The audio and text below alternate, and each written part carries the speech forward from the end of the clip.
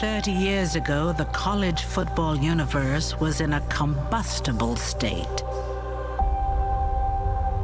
causing the stars above to collide and realign. The SEC championship game was created. And in the beginning, like heaven and earth itself, it was Alabama versus Florida. Intercepted by Langham. Touchdown, Alabama. Alabama wins the inaugural Southeastern Conference Championship. At first, the old guard tide prevailed, but it was the Gators who would redefine the physics of the gridiron.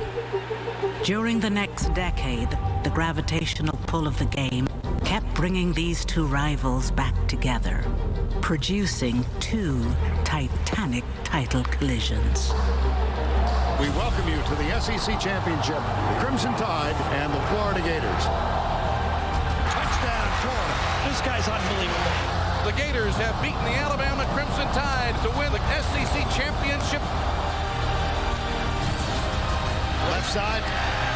Touchdown, Alabama. Alabama, the dreaming is over.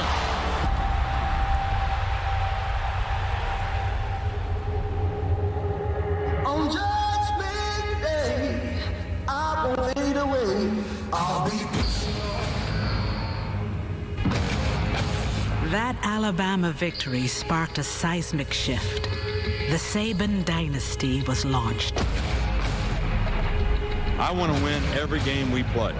And what I would like for every football team to do that we play is to sit there and say, I hate playing against these guys. And over the years, its trajectory morphed from stifling defense to revolutionary offense. Jones to the end zone. Oh, what a catch! Devontae Smith.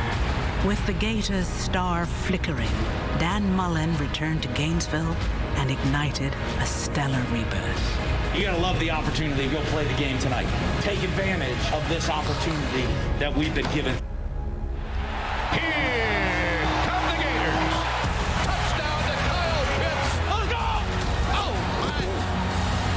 Touchdown, Gators! In the most turbulent of years, what could be more comforting and exhilarating than yet another meeting between Alabama and Florida for the championship of the SEC.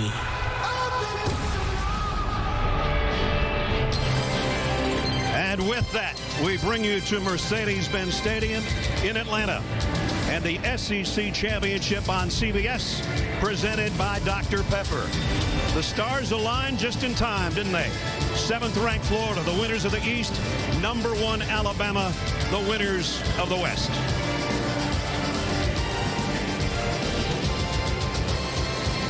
As you take a look at the college football standings, we congratulate the other champions. Oklahoma, the Big 12, Ohio State in the Big 10, and Clemson in the ACC. And that sets us up for the nightcap in prime time in the SEC here in Atlanta. Welcome, everybody. I'm Brad Nessler with Gary Danielson and Jamie Erdahl.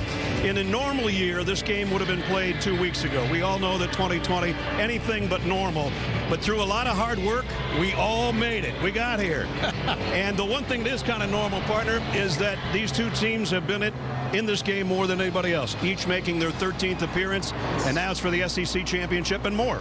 It is. You know, it's year 151 of college football, and we made it to the finish line, but this is a sport of opinion.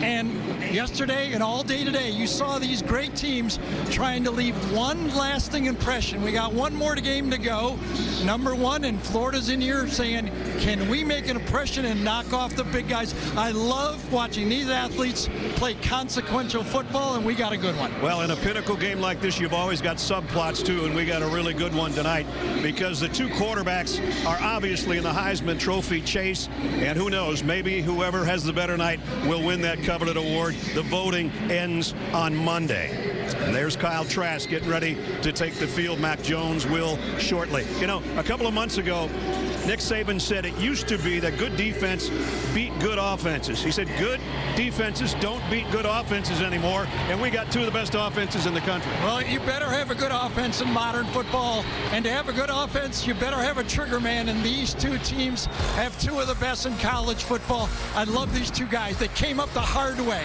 They learned the offense, they earned the respect of their teammates, and they let it go, and they've got some weapons around them to let it go.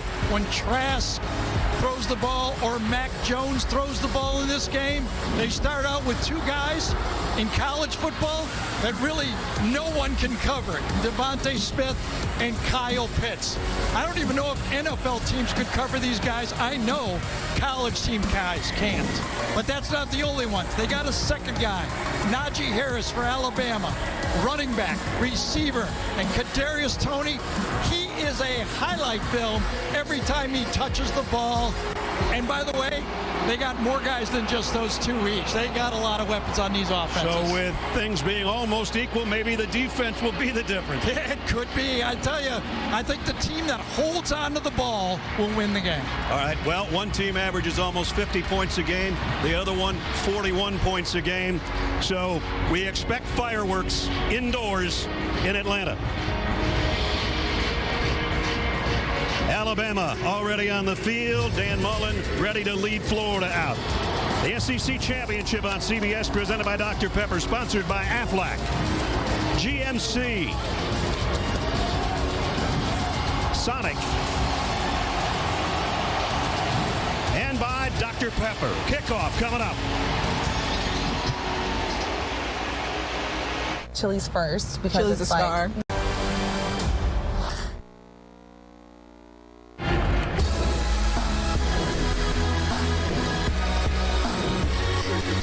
Set to crown a champion in Atlanta between number 1 Alabama, number 7 Florida. But first we check in with the third member of our team, Jamie Erdahl. Jamie? Brad, tonight marks the 69th football game played in this 2020 SEC season. It's a remarkable number considering 71 were meant to be played. COVID-19 protocols postponed a handful, but scheduling flexibility prevailed. However, this season was not without its stresses. I spoke with several players from both teams. I asked them one simple question: what was the hardest part? They all took me back to the beginning. An isolated, extended training camp, starting a season with all the outside noise. It was tough. It was distracting. But what is more rewarding after a 10-game unprecedented SEC schedule than Alabama and Florida playing once again for this trophy after this historic irregular season? As Nick Saban said, it's a pretty nice trophy. You get a ring, and the memories last forever. The 41st meeting all time between the Gators and the Tide, and it's for the title. And here's the championship history. As I mentioned, each team has been in it 13 times. Alabama leads the series 5-4 in the matchups. And you see the national titles. Dan Mullen in his third year has done a great job getting Florida to the top of the East. Nick Saban in his 14th year for Alabama, the perennial West champs, it seems, except last year.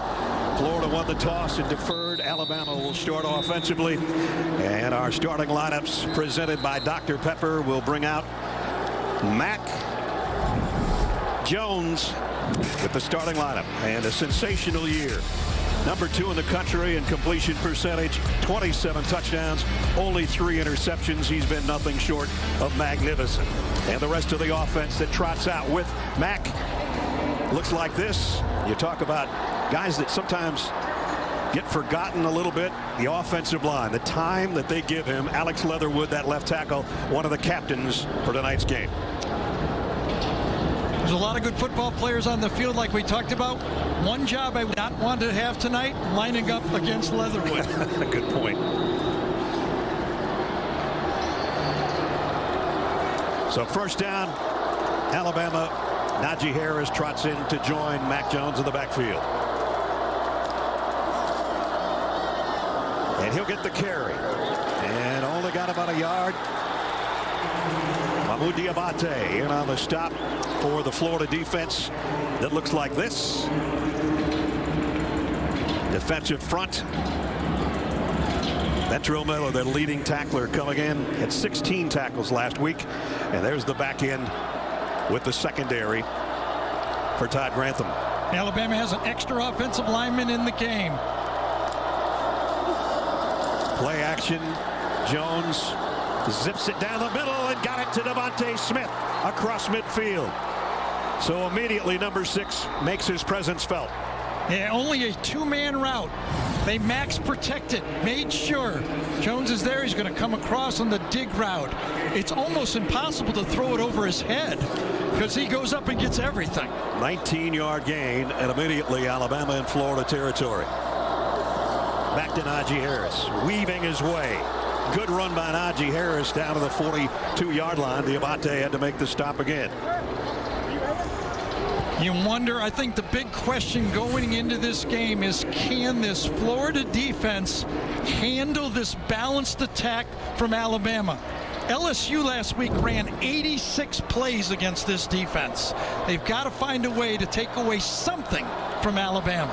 Najee Harris got 7, 2nd down and 3. He'll try to pick up the first down, and he does, and he got to the next level down to the 29-yard line. Came right out of his shoe, and a first down, Alabama. Watching the game last week on that slippery Arkansas field, Najee was somewhat ineffective, but on this turf, he is good on fast turf. He darts, and he's tough to bring down. He's not just a scamper guy, he's a run-you-over guy, too. Comes in with almost 1,100 yards rushing. He's over that now. And, of course, 22 touchdowns on the ground, leads the nation. From the 29, first down, Bama. Jones wanted a throwback screen, and he's going to have to just knock it in the dirt. Florida had it pretty well read. Brenton Cox was applying the pressure. Yeah, I think it was a bit of a busted play by Alabama. I think they made a mistake. Nobody to throw it to. Well, there's good, bad, and ugly for Florida. Yes. 31 sacks, which is good. Allowing that many yards, not so much. And they've given up 28 points plus 5 times. That's their ugly. I think the Florida coaches are wondering, was it intentional grounding? Was there someone there? There were a lot more blue jerseys than there were white jerseys. I know that. I think it was to Najee Harris, but he couldn't find him to throw him the ball. Yeah, Najee couldn't make his number 22 known. This time they fake it to him to go down the middle. That ball was tipped, I think. It was intended for Slade Bolden, but I think somebody's got a hand on it. It might have been a Diabate, who's been involved in a lot of plays already. I think it was Diabate, number 11, that got his hand on that ball. See the lane. He reaches out with his right hand and just gets it before Bolden can. Good play. Alabama going with a little tempo here, trying to hurry it up on a 3rd down and 10. They're a 59% 3rd down conversion team, which is number 1 in the country, and they might have gotten a free 5 on this one.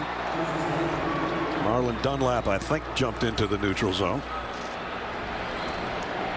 Matt Leffler's our referee, and he'll let us know. Offside with contact, number 91 on the defense. That's a 5-yard penalty. 3rd down. Landon Dickerson actually participates in this with his head. He moves it around, and when he does that, just that little tweak right there, just enough. The quarterback's doing it. Mac Jones does a great job of it. They don't actually go silent count. They fake the clap, and they got him. Makes the 3rd down a little easier. 3rd and 5 for Jones. Pressure coming. Got rid of it. Complete to Devontae Smith. Broke 1 tackle. Did he get there? I think he did by stretching out. I don't know if he got a great spot on that one.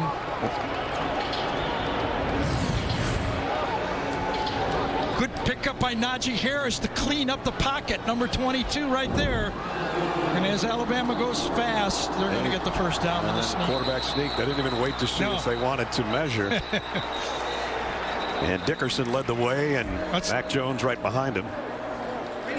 See, replay stopped it, so even though they got the first down, if it's called short now, they might have to do it again. Play was stopped. I don't think we've had 5 measurements all year. They might have to bring the sticks out here, or first they'll look at replay and a review. Well, Gene taught us why they don't have to measure as much anymore, because they mark it on the line all the time, right? But halfway through the year, he says, you know, they always try to get it to the nearest line so they don't have to do it anymore. Did he step out before he reached the ball? I don't think so. No, he didn't. Never landed. I think you're right. I don't think the spot was very good. Again, he's still in midair right there, and he has crossed the line with the ball.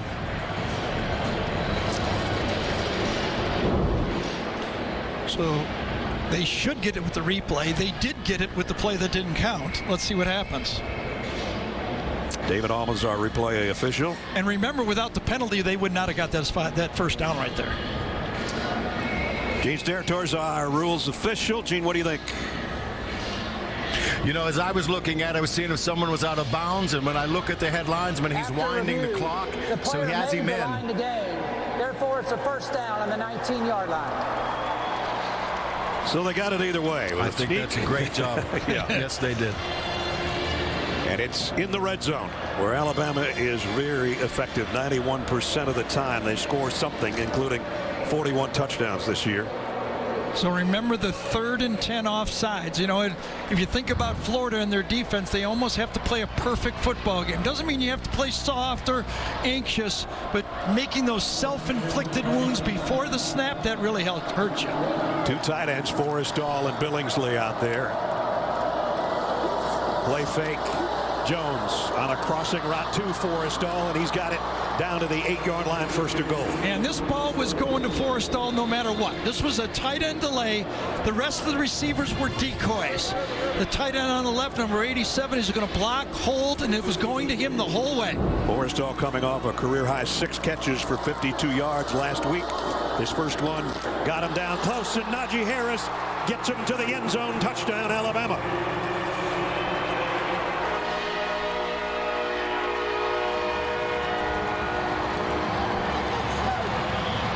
Love the way Najee just kind of patiently bounces around and waits for those blocks to the right side of the line. Neal gets a good block. Second level block by Ekiyor that time. And then Najee just trots it into the end zone. Reichard in for the point after. Hasn't missed one this year. In fact, he hasn't missed a field goal either. Extra point up and good. Got some bad news for Florida. When Alabama scores on their opening drive, they're 147-8 under Nick Saban. This guy knows how to find the end zone. For the 23rd time this year, Najee Harris for the score. On a high-stakes Fansville by Dr. April on CBS. Friday night in Atlanta. Stream CBS Sports HQ, the completely free and always-on sports news network for highlights, breaking news, and expert picks. Download the CBS Sports app on your phone or connected TV to watch today. Najee Harris making history on the opening drive of the football game for Alabama. And remember, not just a touchdown run, but the key block he got on 3rd down to keep Mac Jones clean for that first down throw. He's also tied Sean Alexander's school record of 50 touchdowns if you add in his receiving scores over his career. But some pretty impressive names, including a couple of Heisman Trophy winners that he just passed with that score on the ground. Kadarius Toney and Malik Davis waiting on Reichard's kick. Kadarius Toney camps under it at the 4. He is dangerous. And he's already in the open field, but a good open field tackle brings him down at the 28-yard line. Patrick Surtain on the special teams makes a nice open field tackle. Let's take a look at the Dr. Pepper starting lineups. And it starts with number 11. Kyle Trask comes in leading the country. 40 touchdown passes, only 5 interceptions, and 2 of those came a week ago. Also leads the country in completions. There's the group that joins him. Trayvon Grimes, some people forget about him. He's got 8 scoring receptions as well, along with the other guys that Gary talked about in the open. And his first pass is Malik Davis. You know, Ness, Coach Saban catches a little grief sometimes by putting his stars on special teams, but it's a good thing he had a sure tackler Surtain on that one, because that was an open field tackle, and they had their best player out there to make it. There was a lot of green this side of the hash marks, that's for sure, on that return. Dameon Pierce. They fake it to him, and Trask keeps it. Did he miss the handoff? Because I think he did. Can't imagine they'd be running a play like this early and take a hit right here. Oh yeah, the ball popped out, but you may be right. He was going to keep the ball, or he thought Damian was going to take it, and all of a sudden it was almost a disaster. That's one of those I got it, you take it plays. It's a good thing he got it back. Florida also good on third down conversions this year. They got a 3rd and 6 right here. Trask down the middle, and what a catch by guess who? Kyle Pitts. He's back. Well, he was matched up against Brian Branch, the true freshman, number 14. Tough matchup. Safety against a 6'6", and throw it high, and he goes and gets it. That's what you talked about a few minutes ago, and it's a first down at the 46-yard line. Naquan Wright in the backfield with Trask, who's getting ready to light it up again. Maybe he'll have to keep this one dragged down from behind, but he got to the 49-yard line. Will Anderson made the tackle. Late flag, and I wonder if they're going to call roughing on this player, unnecessary roughness.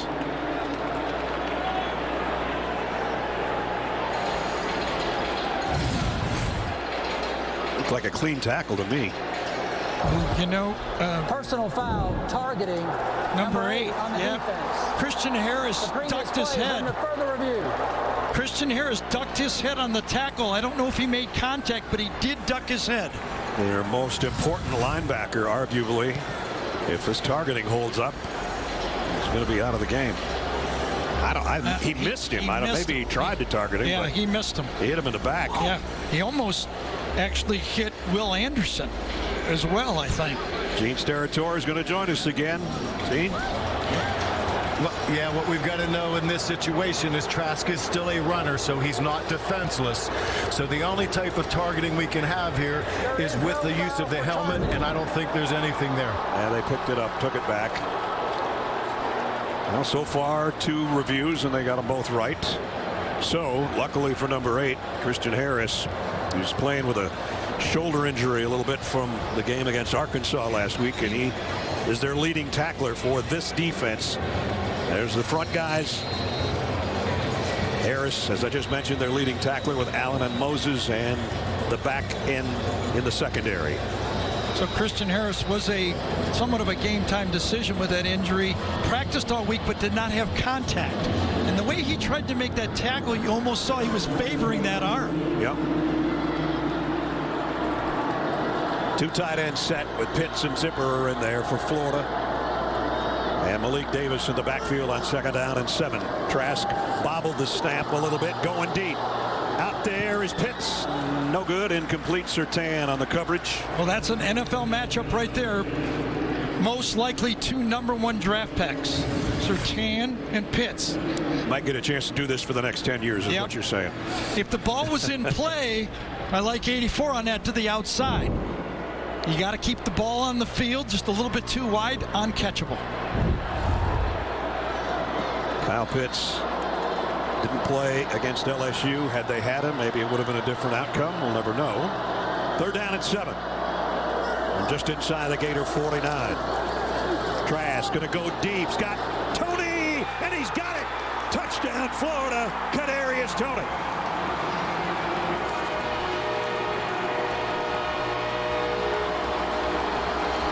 Kadarius Toney was in the slot, and he was matched up against the true freshman Malachi Moore. In the slot, there's the matchup. Watch him go to the outside and then turn, and he's got him beat, and it's a perfect throw. In stride, 51-yard touchdown pass. And we're an extra point away from being even. So long as pass play, Malachi Moore has given up all season. Extra point by McPherson is up and good.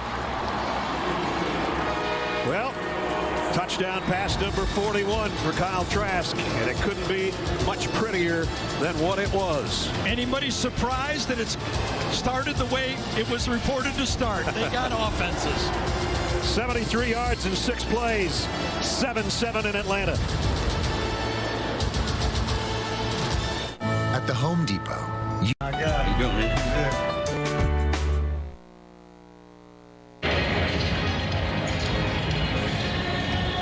5 minutes into the game, and the fireworks have started in Atlanta. 7-7.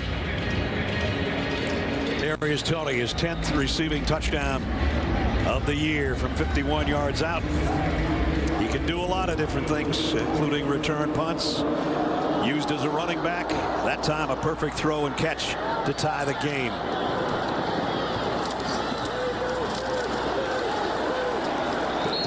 Billingsley's not going to get out. I think Helms, number 29, had a block in the back that time. It's going to go back another like half the distance here.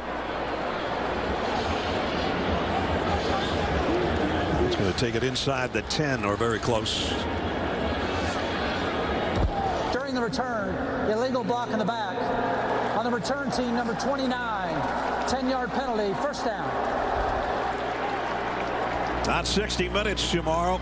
What does the Pfizer vaccine mean for the pandemic? 60 Minutes talks to the team's key players to find out. That's tomorrow on CBS. And they will spot the ball at the 9. A little different. They started at the 30 last time because of the penalty by the Gators on the kickoff. So a 2 tight end set, Forrestall and Billingsley in there. Forrestall switching over to the left side. Both of them go that way, in fact. And Devontae Smith in motion. And this is Najee Harris trying to follow his blockers. He got about 3. Well, that was good fill that time by that Gator defense. Coming up, those safeties, they make a lot of tackles. You're going to have to fill fast and then hold on and read it correctly for the play action passes. It's a real chess game for those safeties in modern college football. Florida's defense ranks 5th in the SEC, coming in 6th against the rush. They stop Najee Harris after a short gain here. 2nd down and 7.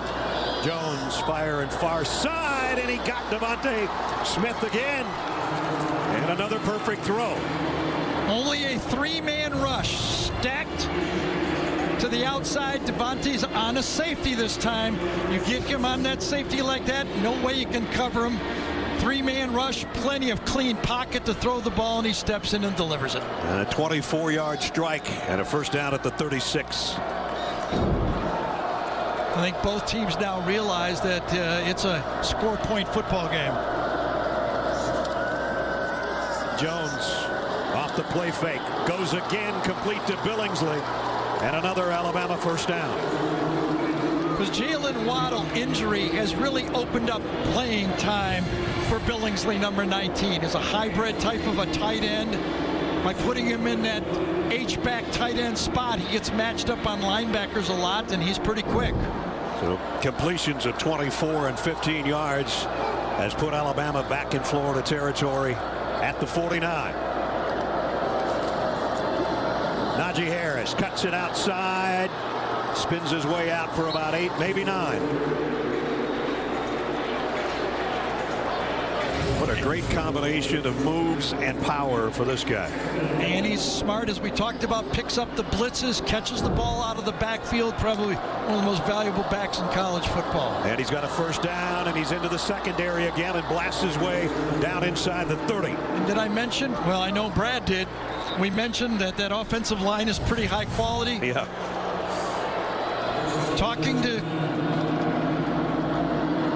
excuse me there, Ness. Najee Harris again. And I was going to say, talking to Steve Sarkisian, the offensive coordinator, on the phone the other night, he said he wanted to go up tempo.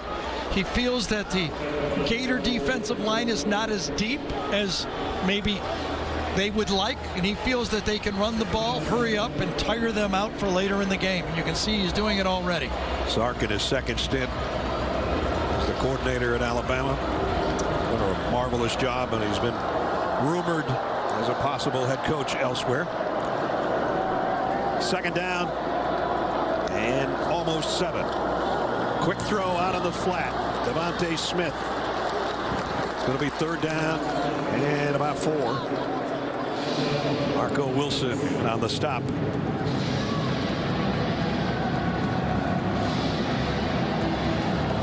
So another 3rd down. They need to get just inside the 20-yard line to move the sticks.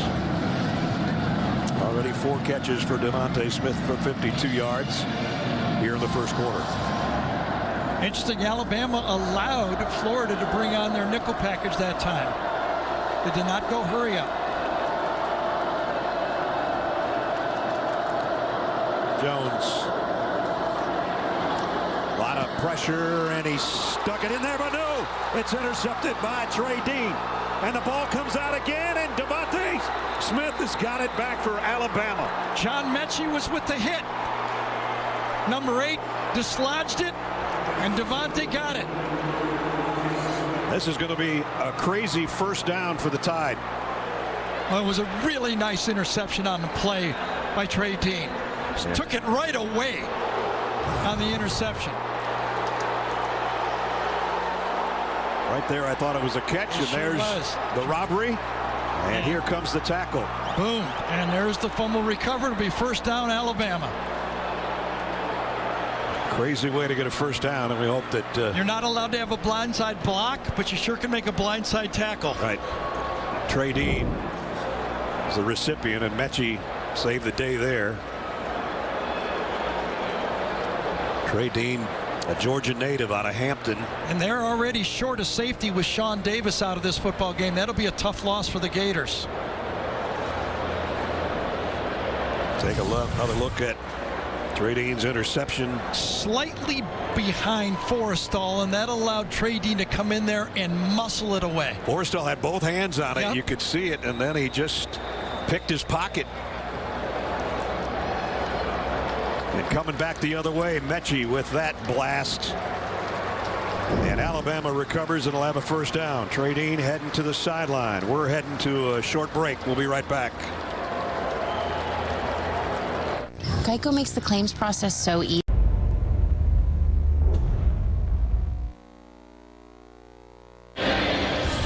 Tomorrow, NFL on CBS begins at noon Eastern. JB and the guys, the NFL today.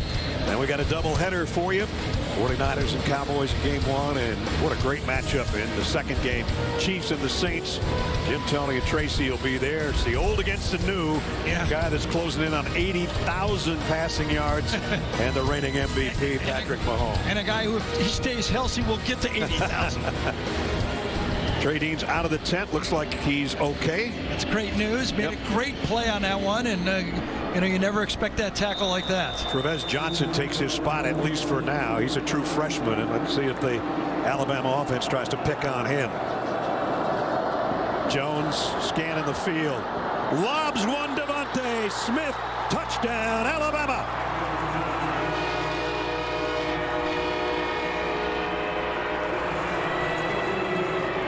Well, Florida's in what they call quarters coverage. And what Steve Sarkisian drew up here was something that can beat it. When you cross receivers from one side, you eat up 2 defenders, and then you sneak Devontae White across. Really tough. They're trying to play quarters, and it's impossible. Tough to cover quarters when you cross that guy, and that is a beautifully designed play by Steve Sarkisian. Rockard's in for the point after, up and good. It's actually going to go as a 31-yard touchdown drive in one play, but that's because of the crazy play that preceded it. 14-7, Alabama. In better hands. Allstate. Click or call for a quote today.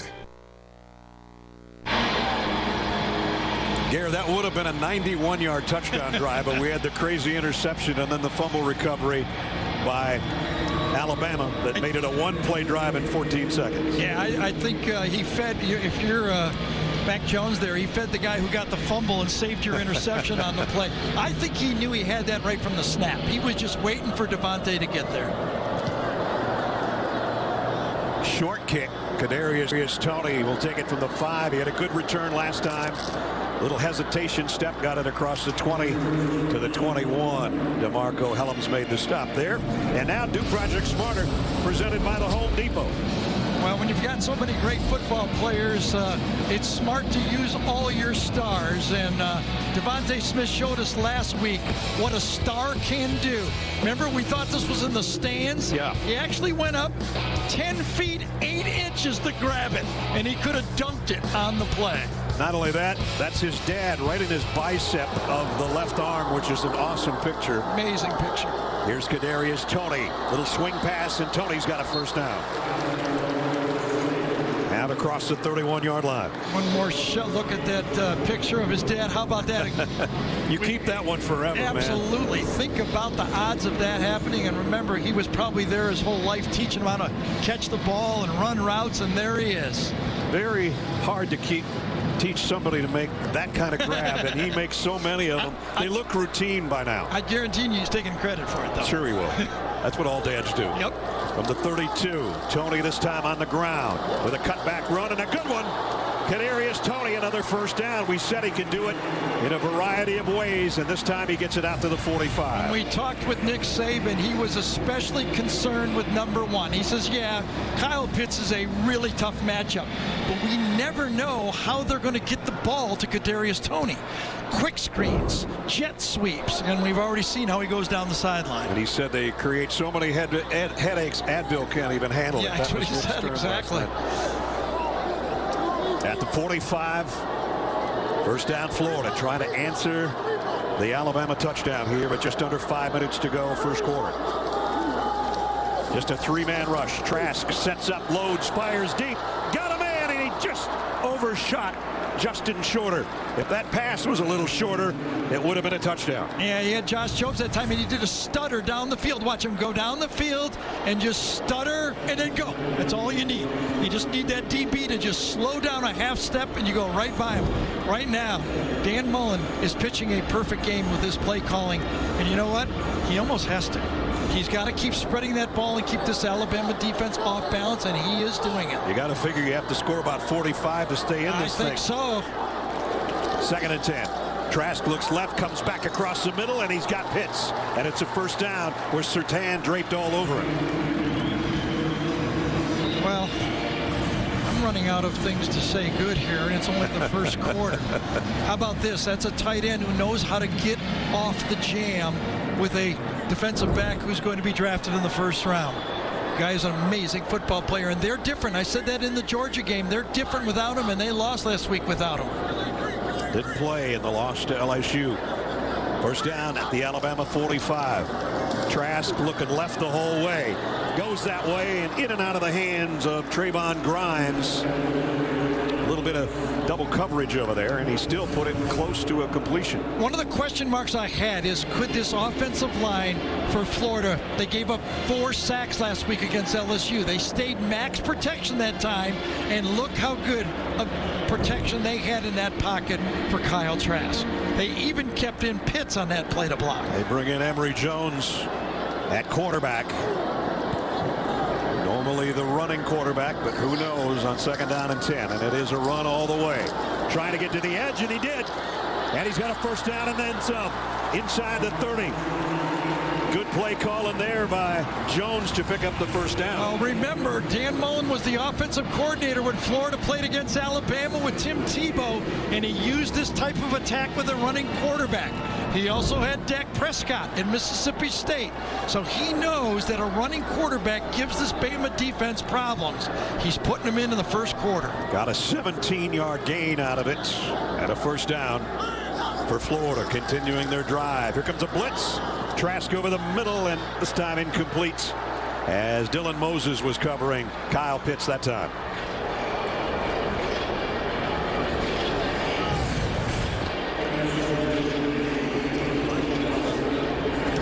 Tough coverage for a linebacker, but Dylan Moses did a nice job.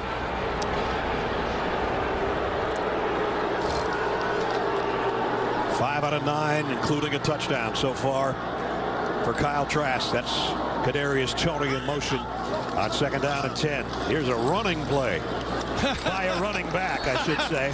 That was pretty good. Naquan Wright for a yard. The surprise in that call. He was like, what are they doing? Just enough, got to sprinkle it in, and this time the Alabama defense is ready for it. Take on the lead blocker and make the play. Good job by Christian Harris, number 8. Tough third down coming up, 3rd and 9. Alabama has not blitzed yet and tried to get Trask that ball out of his hand quickly. Doesn't look like they're going to do it here either. Empty backfield. 5 receivers set for the Gators, trying to get down to the 18-yard line to keep this drive alive. Play clock down to 2. Gonna have to hustle. Just got it, and it's Trask running He doesn't get the first down, but they're going to be in field goal range. Christian Barmore in on the tackle. Well, he always says to Dan about his quarterbacks is they have to be willing runners. They don't have to be great runners. But that time Barmore saved the first down because I think he might have got 2 or 3 more yards and Dan might have been tempted to go for it on 4th down. Evan McPherson, who missed a 51-yarder against LSU in the fog last week that he'd love to have back, will try from 40 yards out.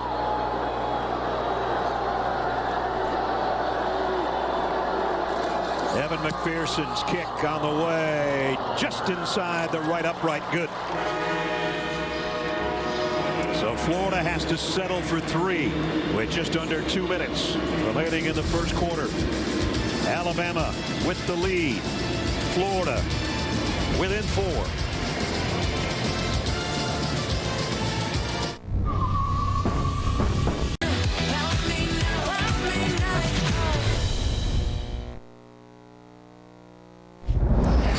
Zucker with this Jeep update. We pondered with Brad and Gary on the pregame where an undefeated Cincinnati might fit into the playoff picture now. Alabama transfer Jerome Ford making the first statement against Tulsa through Tulsa. 42 yards and a 7-0 lead in the American Championship. But there's another team from Ohio looking to stay top 4. All right, Zook, thanks. 14-10 here in the SEC Championship game, where our aerial coverage of tonight's game is provided by Goodyear. Christmas lights, the city of Atlanta. You know, Ness, I was just thinking last week we did Army-Navy, and there was a total of 12 first downs in the whole game. We're already at 14 in this game. I knew you were going to bring that up early. Well, I didn't know if they'd get there this early, but they did. This kick goes a yard deep. Billingsley's going to bring it out. And the big tight end, wide receiver type, gets it out across the 25. Nice return.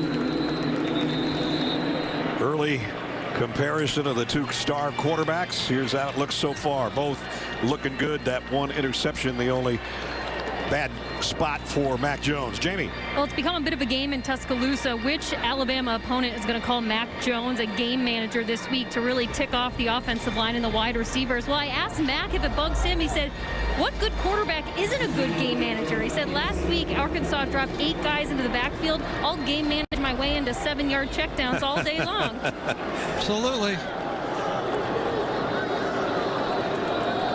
You saw Trey Dean is back in there after being shaken up on that interception return. Najee Harris for about 5. Well, so far to me, the difference in the game is that this Alabama team has a better running attack. And a good balance. Yes, better, a little more balance.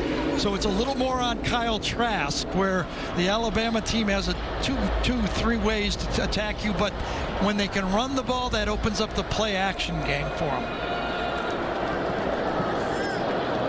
Jones moves Harris behind him in a pistol set here at the 31. Gives it to Najee Harris. And only about 3. Nice job by the defense. Donovan Steiner and Brenton Cox there to make the hit for Florida. And that's that safety up there making those tackles for 2 or 3 yards. That's great. When you can sneak that 7th and 8th guy up there as safeties, it really helps, but it's dangerous long term. Jones has time. Crossing route broken up. Great job defensively by Florida and Brad Stewart, that star in the secondary. And we got a late flag. Personal foul, hands to the face on the defense, number 17. 15-yard penalty from the previous spot. First down. Wow, that's a killer. Zach Carter with the penalty. It was on the left side of Mac Jones that time, number 17. I don't know if it was on Brown or Leatherwood. There it is over there on Leatherwood. Right there is the play. Leatherwood's got a skin. You see how he pushes him back with his face mask? That's a good call. Got it. He got all of that. And the center judge immediately threw the flag. So instead of a stop, it's a first down Alabama at the 48. Some costly penalties on the Gators here in the first quarter.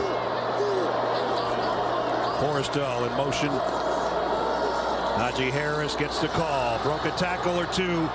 And a good run again. Ventrell Miller brings him down, but not before he got inside the 43-yard line. Kind of feels like he's skipping through there, doesn't he? Just kind of hops in there. He looks, keeps, almost feels like he's got both feet on the ground and then dances away to another 8-9 yard gain. Najee came in with almost 3,500 rushing yards in his Alabama career, and he's adding to it tonight.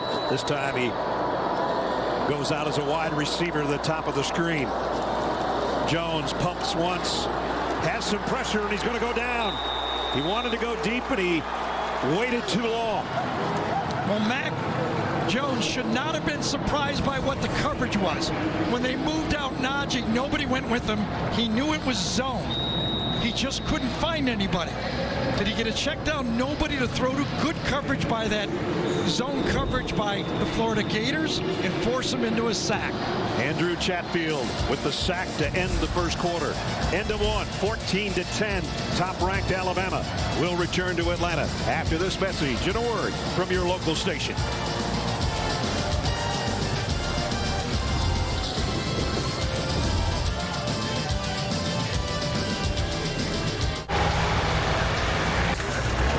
Built for the holiday sale, so hurry in today. Back to start the second quarter of the SEC Championship on CBS, presented by Dr. Pepper. And the second quarter opens with Alabama at the Florida 48, 3rd down and 7. Empty backfield. Mac Jones down the middle and complete, and it's Slade Bolden, and it's a first down. And we welcome you back to the booth. Red Nessler, Gary Danielson, Jamie's down on the field. First quarter's about what we expected. Hard to stop the Stars. It is, but Florida's had 3 key mistakes on 3rd down. 3rd and 10, they had an offside penalty. 3rd down, they had an interception and they fumbled. Yep. And then they just had a 3rd down penalty with their face mask right there. And then they convert right then again. So the drive has stayed alive. Florida could have gotten off the field. They have not gotten off the field. There's a little miscues. 2 penalties and a fumble. First down at the 33. Alabama playing with a 4-point lead here. Play fake, the pump, and now the deep ball. Jones going for all of it, and Mechie, he ran out of real estate, caught it, but he's out of bounds.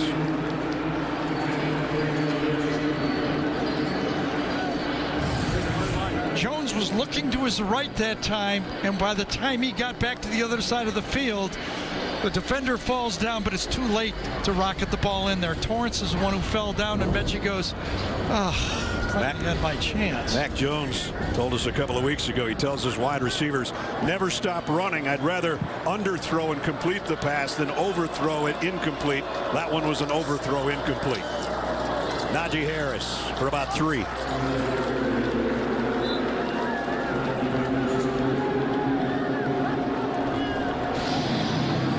Starting to rack up yardage. 74 already here early in the second quarter. 3rd down again. Another opportunity to get off the field. They've got to get to the 23 of the Gators for a first down. 3rd down and 7. Devontae in the slot. Najee now will come all the way across the field. That's where the ball is going. Great catch out in front of him. He's close to a first down. And if he didn't get it, maybe it's close enough to go for it. Again, another one of those plays where it was only going to Najee. This was a screen to the outside. The receivers were blocking the whole time. And as you say, it's close. Did they call it a first down? Yep, he took the yard marker with him. So that was good enough. First down, Alabama. Another 3rd down conversion.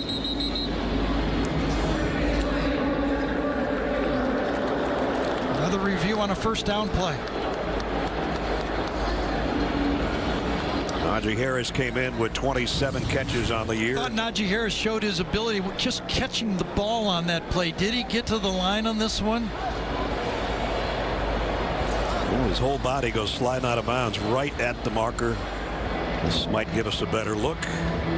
Puts his shoulder into Marco Wilson. Ball's in his left hand, remember, as he goes out of bounds. I didn't see anything yet to overturn the call. Gene, what do you think? Gene Steratore with us. What you've got to remember, it's where that ball crosses the sideline too, guys. So that's the angle they're looking for. And as you just said, Gary, they ruled this a first down, so they need to see something clear and obvious. To me, I feel like that ball crossed the sideline prior to it reaching the first down. But you've got to have that clear and obvious evidence. And they moved the sticks already, so if they reverse this, they have to go back and reset everything. It makes sense that it seems a little short, doesn't it? But does the replay officials have enough to overturn it? Would be 4th and what, 6 inches? Yeah. And as I said, if he didn't get it, it might be an opportunity to go on 4th down, being that close. This one is taking a while, as well it should, because that's a big call. It's at the 23-yard line. So we're almost in the red zone spot here. Alabama leading by 4. And here comes our call. After review, the ruling on the field stands is called. It's 1st down. 1st down, Alabama. So Najee Harris, the dual threat, that time as a receiver. First of all, he made a really nice catch as the ball was right out in front of him. And then he put the power move on to get to the sticks. I think Sark has had 2 really great calls in this game. The tight end delay call really produced a touchdown by Najee Harris a play later. And then the crossing route to Devontae Smith. He knew the coverage, and I think Mac Jones knew he had a touchdown at the snap. See if he comes up with another one. 1st down at the 23. Jones wide open out in the flat is Xavier Williams. There's a new name you can add to the wide receiver list. And with Jalen Waddle not in there, other guys are getting chances to play. And as we all know, Alabama recruits good players, and when they ever got a chance to make the play, of course, that one was really pitch and catch, wasn't it? Marco Wilson was about 10 yards away from him, had to close in to make the tackle at the 11. Back to the ground. Najee Harris broke 2 tackles, a 3rd, and he got to the 5. He's really good at giving up ground, but keeping his momentum to stay away from the tackle. He's got those quick feet. Remember, he's 225, 230 pounds. Now watch him give ground a little bit to the outside, but still use the straight arm to shake loose and gain positive yards. It's a little jump stop in the does it all, traffic, and then powers his way down just outside the 5. So far, Alabama, 14 runs, 14 passes. Nice balance. They can get a 1st down at the 1. 2nd down and 4. And this time Florida does a nice job to bottle things up. Diabate has been in on a lot of tackles already in this 1st half. Yeah, I think there was a lot happening that time too. I think inside Slayton, number 56, was making a pile right there in the middle of the play. Make piles inside and then let those linebackers clean up. Also, Zachary Carter, number 17, did not give up any yardage. He stood his blocker up and allowed the linebackers to make the play. So does Todd Grantham come after him here, or does he sit back? It's 3rd down. Slade Bolden in motion. Here's the throw. Najee Harris made a man miss. And touchdown, Alabama. He does it again. A reverse spin just as he catches it.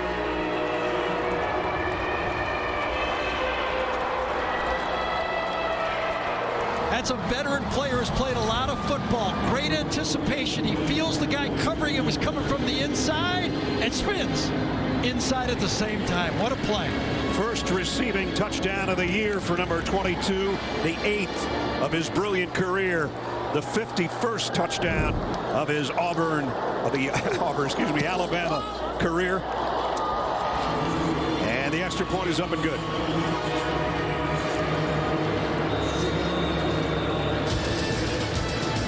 Najee Harris is a receiver. Mac Jones, another touchdown toss.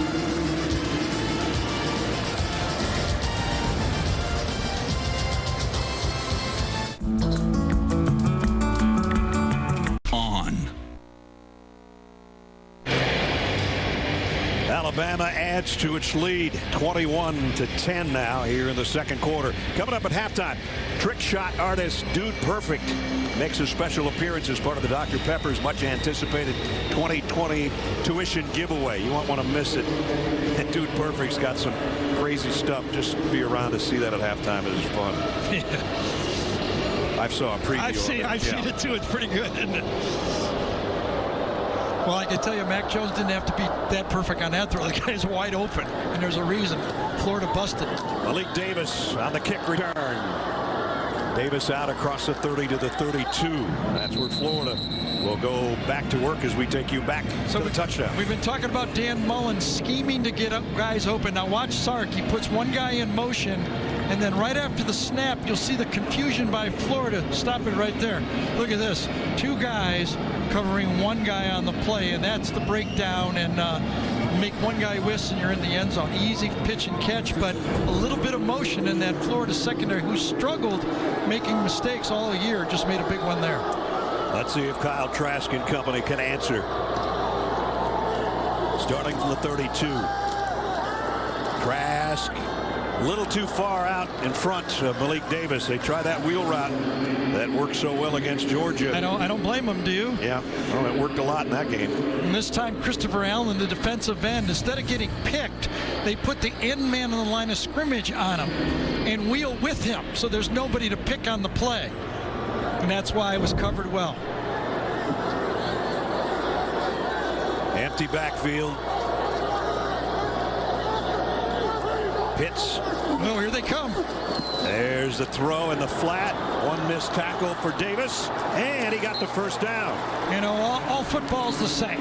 When you're blitzing and you have an opportunity to make a tackle in open space, it stops the play. But these good athletes make these open field tackles really tough. That's why you recruit these 4- and 5-star guys, to make guys miss just like that. Florida was trying to go tempo a little bit there and line up, but instead they'll settle for the first down at the 43. Some shifting on the front wall of Alabama defensively. Trask on first down. In trouble. Down he goes. And Chris Allen with a sack. The 6th of the season for Chris Allen. Well, this was a nice formation by Florida. They went 4 receivers to the wide side of the field, but no one open. When you ride up in the pocket, that allowed the sack by Allen. Now look at that, 4 receivers to one side of the field. And as time, Alabama just drops in the zone, so they didn't care if you put 5 guys there. They were just going to drop to their spots on the field. Last week, 8 sacks against Arkansas. And again, very seldom a run by the running backs. Damian Pierce on the carry. And the first 3 games of the season, everybody said, oh, what's wrong with Alabama's defense?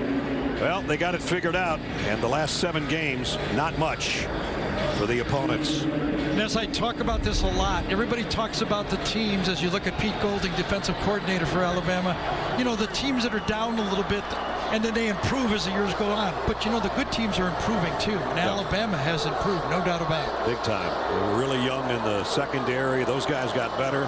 Linebackers got a little healthier. Everybody learned how to tackle again, including right now bringing down Kadarius Toney. Ball came out at the end, but it was blown dead. Brian Branch, one of those young guys I talked about, is the guy that got him down. Was that time Alabama was able to put their 6 defensive backs on the field. They feel they can match up okay and double team different players with 6. The problem is, Nick said, when we only have 5 out there, it's tough to double team both those guys. So we're going to see a punt here. And this is now in this next series, the Florida defense needs to stop badly. And Jacob Finn does not want to let number 6 run one back, because he can and has, including an 84-yarder this season. Devontae Smith caps under it at the 10. Devontae Smith straight up the middle and all the way out near the 30, so a 20-yard return. And he says, I was that close to breaking that baby. That close. I think he's always that close, don't you think?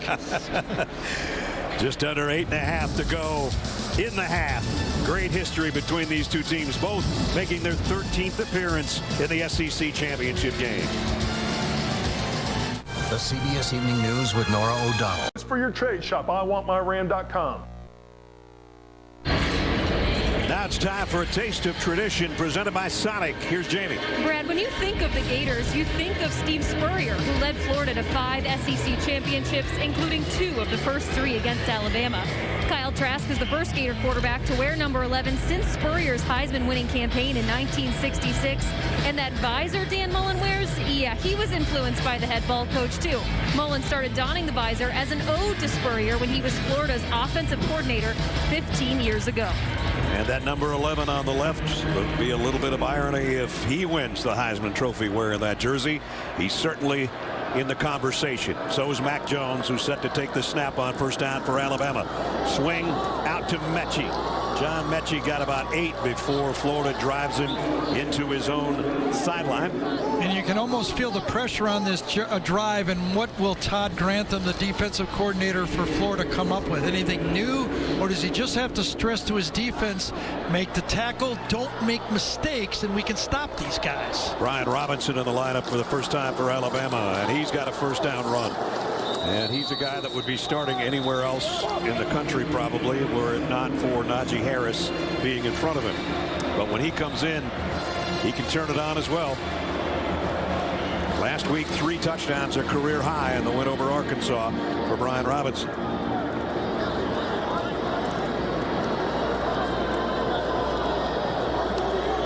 .7:45 to go in the half. Another Alabama first down at the 41. Billingsley in motion. Jones looking the other way. Running out of time, and down he goes. And it's Zach Carter with the sack. Sack 33, leading the SEC. 31 coming into the game, 2 already. And this time, Mac Jones's internal clock just didn't click off fast enough. He had to feel that, boy, that's a long time to be looking around in that situation, and ended up taking the sack. The 5th sack of the season, Zach Carter. And they finally put Alabama behind the chains a little bit. Second down at 14. Forrestal comes out the tight end as an extra receiver to the bottom of your screen. They'll keep it on the ground. Robinson, little hesitation run, dives forward back to the 43-yard line. It'll bring up third down and 8. Well, coming into this game, Alabama had only been sacked 14 times. Well, they're going to have 12 men on the field, I believe. Long ball in and out of the hands of Devontae Smith with the flag down that Gary's talking about. They went hurry up, and Kyrie Campbell, number 55, just couldn't get off the field. He already was tired. Illegal substitution on the defense. The 12th player did not get off the field. That's a 5-yard penalty. Replay third down. The big guy just couldn't get there. That's another one of those little penalties that you don't think is a big deal. Absolutely. And that was actually provoked by this Alabama hurry up that time. They took advantage. This wasn't really, they tried to substitute, and Alabama caused the penalty. So now it's a third down and shorter, 3rd and 3. Will they keep on the ground to Robinson, or will Mac Jones let fly again? Forrestal comes over in the slot on the left. 6 offensive linemen in the game for Alabama. It is Robinson. And he got there with second ever, and he's still going. And now there might be a face mask in the bottom of that pile, although I don't think they saw it. At the 44-yard line, he's got a first down. Remember what Sark told me, and I talked about it once. He felt that he could tire out this Florida defense. They're already pounding on them. They're up to 35 plays already, 36 plays in the game. No, 35 plays in the game, approaching 80 if they go 40 in the first half and 40 in the second half. Should have been 15 more, as I said. That was a face mask. Good eye, Ness. I didn't see it. Quick throw, Devontae Smith with a stiff arm, stretching out as far as he can, and got it inside the 40. And this was just an eyeball one. Everybody else running a running play, and the quarterback looks over and says he's open, and there you see why those stats look so good for Mac Jones. 2 guys that were 3-star players upon arrival at their respective schools and have turned themselves into superstars, as Gary said, by hard work and patience, playing behind other guys to get to this big game and this big season for them.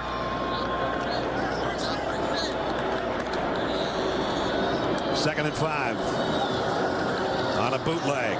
Jones sets up, going deep, double coverage, and broken up.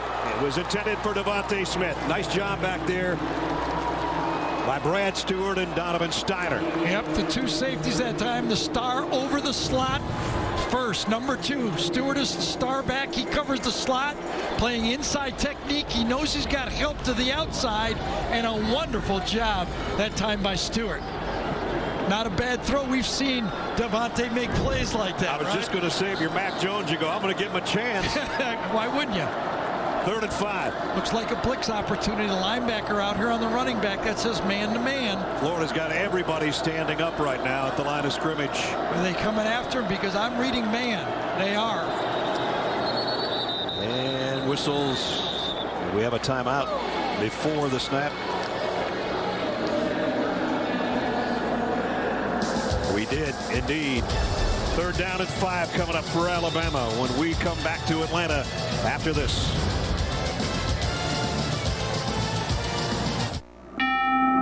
When we heard there was money at Zaxby's, order ahead, drive-through, or get it delivered.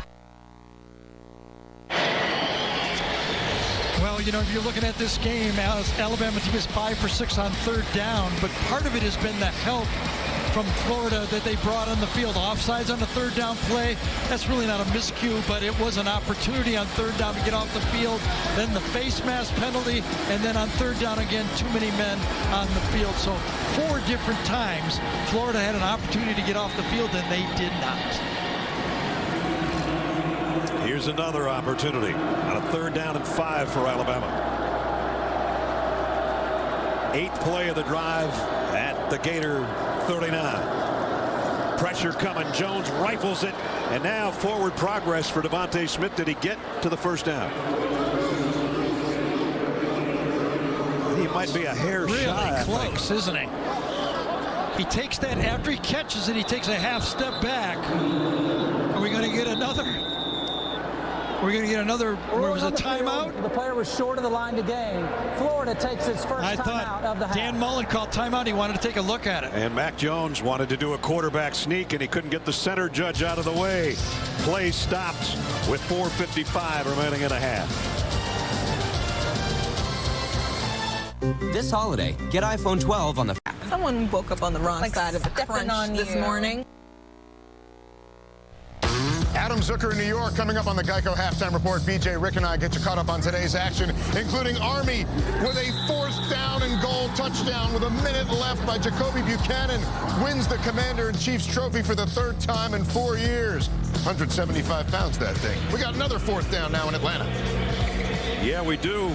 Big one coming up right here. 4th down and inches as Devontae Smith. His body crossed, but then the ball came back and he got hit, and he's that short. Yeah, it was a great tackle by Bernie that time. And I think it's a great timeout by Dan Mullen. He wanted his team. It's a big 4th down play here towards the end of the half. He wants his guys fresh. He didn't want Alabama to hurry up for this 4th down play. And Najee Harris is back in the game for this play.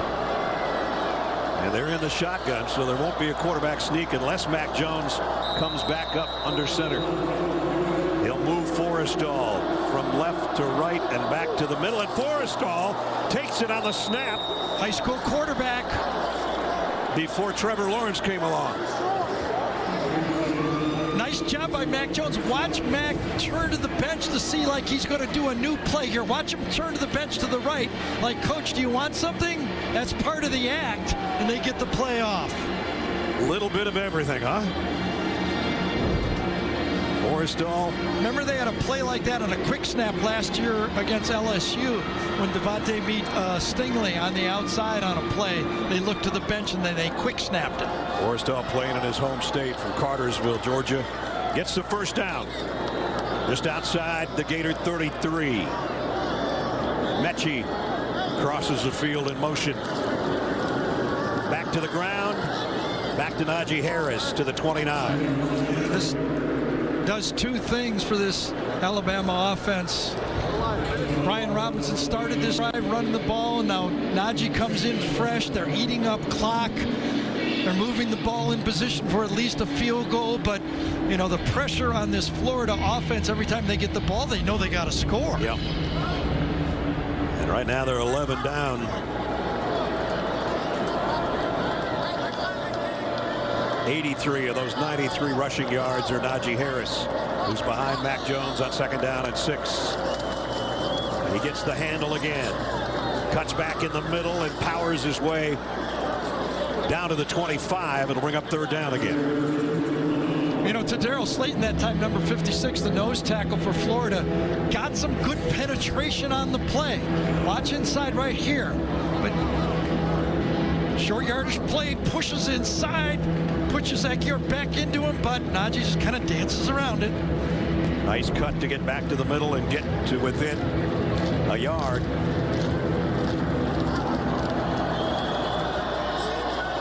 And now both Robinson and Najee Harris in an I backfield. And it's Robinson straight ahead, and he's got the first down. And don't see that formation a lot. And the clock just keeps ticking away. Can you finish off a drive? Nothing more Alabama would like to do is just take this clock right down, drive it down the field, and not give Florida the ball. Remember, Florida was going to get it to start the second half, so they were hoping to have one of those 2-on-1 things where they get into the first half and start the second half, but the way this drive is laying out right now, they might not even get it. Alabama's had the ball almost twice as long as Florida. First down at the 23. Jones pumps and fires and has his man Najee Harris. Touchdown Alabama. Najee's second through the air, and Jones third of the night. I mean, the design on this play is amazing. I mean, when you've got a running back running a hitch slant to the outside, this is a baited play. Watch Najee to the top of the screen, go out, stop, and then run across the field. Out, stop, and then go across the linebacker's face. What a design on a play. Now, you've got to have protection to do that, so give part of it to the offensive line, but what a design. Steve Sarkisian is dialing up dimes right now, isn't he? There he is, the offensive coordinator. Just about everything has gone right. And Mac Jones to Najee Harris for the second time tonight. 70-yard drive in 13 plays. 6 minutes to get to 28-10 Alabama. Students of color.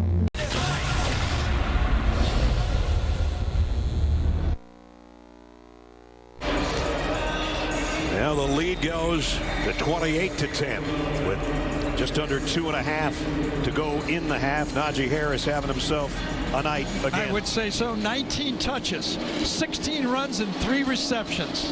Not a bad night. 3 touchdowns. First 2 reception touchdowns of the year in his brilliant year. And Alabama will bring it out to the 25. Coming up, Adam, Rick, and BJ will have first half analysis and highlights from the rest of the championship Saturday on the Geico Halftime Report. Okay, here's where Kyle Trask and this offense has to make a statement. Remember, they get the ball to start the second half. Right. Still plenty of time to go.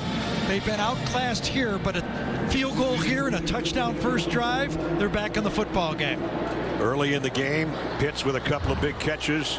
Kadarius Toney with the big one, a 51-yard scoring toss, and he's been quiet since. That's him in motion, number 1. Trask going deep. Got it to Toney inside the 40. First down, Florida. Well, Jordan Battle was with him the whole time. He had him right in front of him, but a perfect throw. You see number 9, he's the safety, matched up against Toney, but it's a perfect throw right in between the 2 Alabama safeties. All the way down to the 36-yard line, a pickup of 39. I got the feeling you never have enough points if you're playing Florida or Alabama. True. Trask, this time, first down, or 8-yard toss to Toney. So a 39-yarder to Kadarius, and then 8 more. And it's second down to 2. Florida has 2 timeouts remaining, as does Alabama. 4th time in the last 5 games, Kadarius Toney's gone over 100 yards receiving, including 182 last week in the loss to LSU. Plenty of time for Trask. Plenty of time to throw a dart to Toney, and he lost the ball at the end, but it was blown dead at the 1. Tell you, these 2 guys can throw the football, can't they? Yeah, they can. I mean, when you have the ability, I mean, there's not a college defense alive that can stop these type of throws. Alabama trying to change up their defensive personnel, and now we've got whistles to stop play at the 1-yard line. was the end of the play after that 27-yard The pickup to ruling Tony. on the field was a catch short of the goal line. The previous play is under further review. Still got it. Still got it. He still has it. Starting to lose it, but still in his left hand. Oh, is it out or not? I think he's controlling it. You know, with those gloves, I think he has the ball, don't you? AT&T 5G pylon cam will give us another look from a different angle. He's not down yet. Not down yet. Whistle hasn't blown. Does he lose it? I think he's down, and then it comes out. I think so, too. Looked like he had it in one hand, trying to get it in two. Gene Steratore along with us with a different look. You know, it feels to me, guys, like as he's reaching that he still has some control with like two fingers and a thumb as we look at frame by frame. When that right forearm hits, it's really close, but I believe he's still down by contact. He actually is losing yards at the end. He's moving backwards, almost his forward progress, but the ball hits his other arm, does it not? The call on the field was he was down? Right. Yep. Just inside the 2. He's got it. He's got it. Whistle down right there. And then his backside is down. I think Gene's got this one right on. He's controlling the football. Is that about the 1.5-yard marker? 3 plays, 74 yards. That's the way to answer a touchdown, isn't it? Yeah, go Tony and some more Tony. 39-yarder, an 8-yarder, a 27-yarder. Jeez. And we get the official word. After review, the ruling on the field stands. First down. So first and goal. This would be huge for Alabama to tack 7 on here when they're going to get the ball to start the third quarter. They'd probably like to take 1 minute and 21 seconds to get this next yard, just so they don't give it back to Alabama. Well, if they wind the clock, which they will, I would slow down. I would use this play clock all 20 seconds. No reason to hurry up and snap it here. Well, they do, though, and Trask will try to do it himself, and he does. Touchdown, Florida.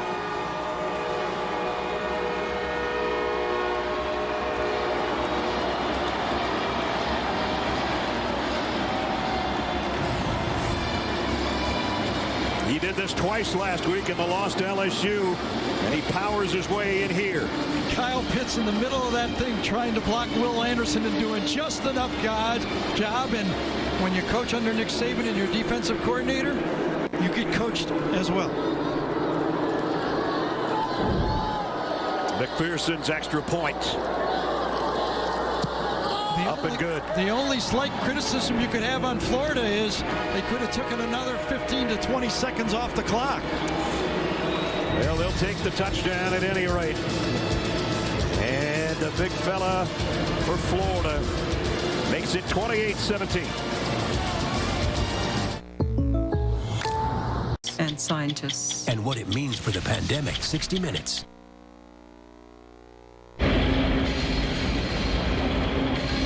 Lead cut to 11, and if nothing happens offensively for Alabama in the next 69 seconds, it won't matter.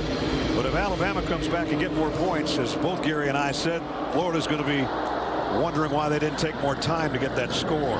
Billingsley's going to bring it out from 1 yard deep. He's aggressive. He is. Got it out to the 22, maybe the 23. So here's how you do a four-play drive. Okay, you go to Tony and you throw a strike for 39, and then you put him in the backfield. Another look right here, and he comes out down the sideline right here. You sneak him out. You got him on Malachi Moore. You run the wheel route inside.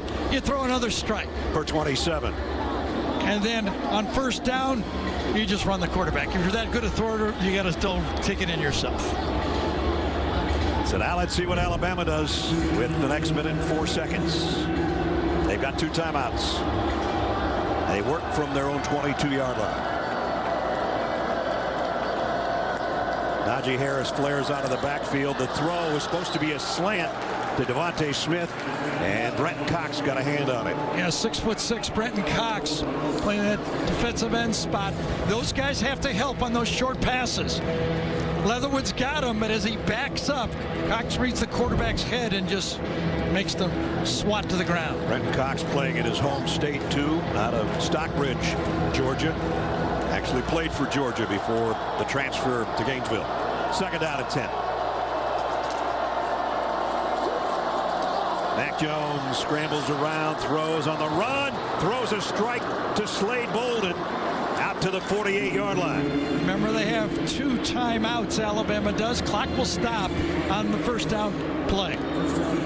Florida's defenders trying to get back and get lined up, just a 3-man front as Jones looking for more. Had some pressure, and Najee Harris, he threw it behind him, hit him in the elbow, incomplete. And Brenton Cox again was applying some heat on number 10. Yeah, I think it was a good job by Cox getting that pressure, and Jones felt it, and he had to throw it just a little bit before Najee was ready on the play. Good pressure by that Florida defensive line. They've swatted one down, and they put pressure on the quarterback. So everybody has an opportunity to take a big, deep breath with 42 seconds left, 2nd down and 10. Just rushing 3. Jones down the middle, got it again. Devontae Smith again, and a 1st down, Alabama. Boy, when they put Smith in the slot, he is tough to cover. He's got a zone coverage this time, runs right by the linebacker and settles into the zone. You're already in Reichardt's field goal range with 30 seconds to go in the half. Jones throws to Forrestall, and Forrestall get out of bounds with 23 seconds to go. Let's recall again that Florida snapped that ball with 19 seconds on the play clock. Look at play clock goes 22, 21, 19. So they could have snapped it under 5. So let's call it 15 seconds they could have burned out. So that means instead of having 23, there would be 8 seconds left in the half here. Again, if Alabama doesn't score, it won't matter much, but they certainly are in scoring range. Jones lobs, oh, in and out of the hands. Yeah, that could have been dangerous, but there wasn't a defender close enough to take that ricochet.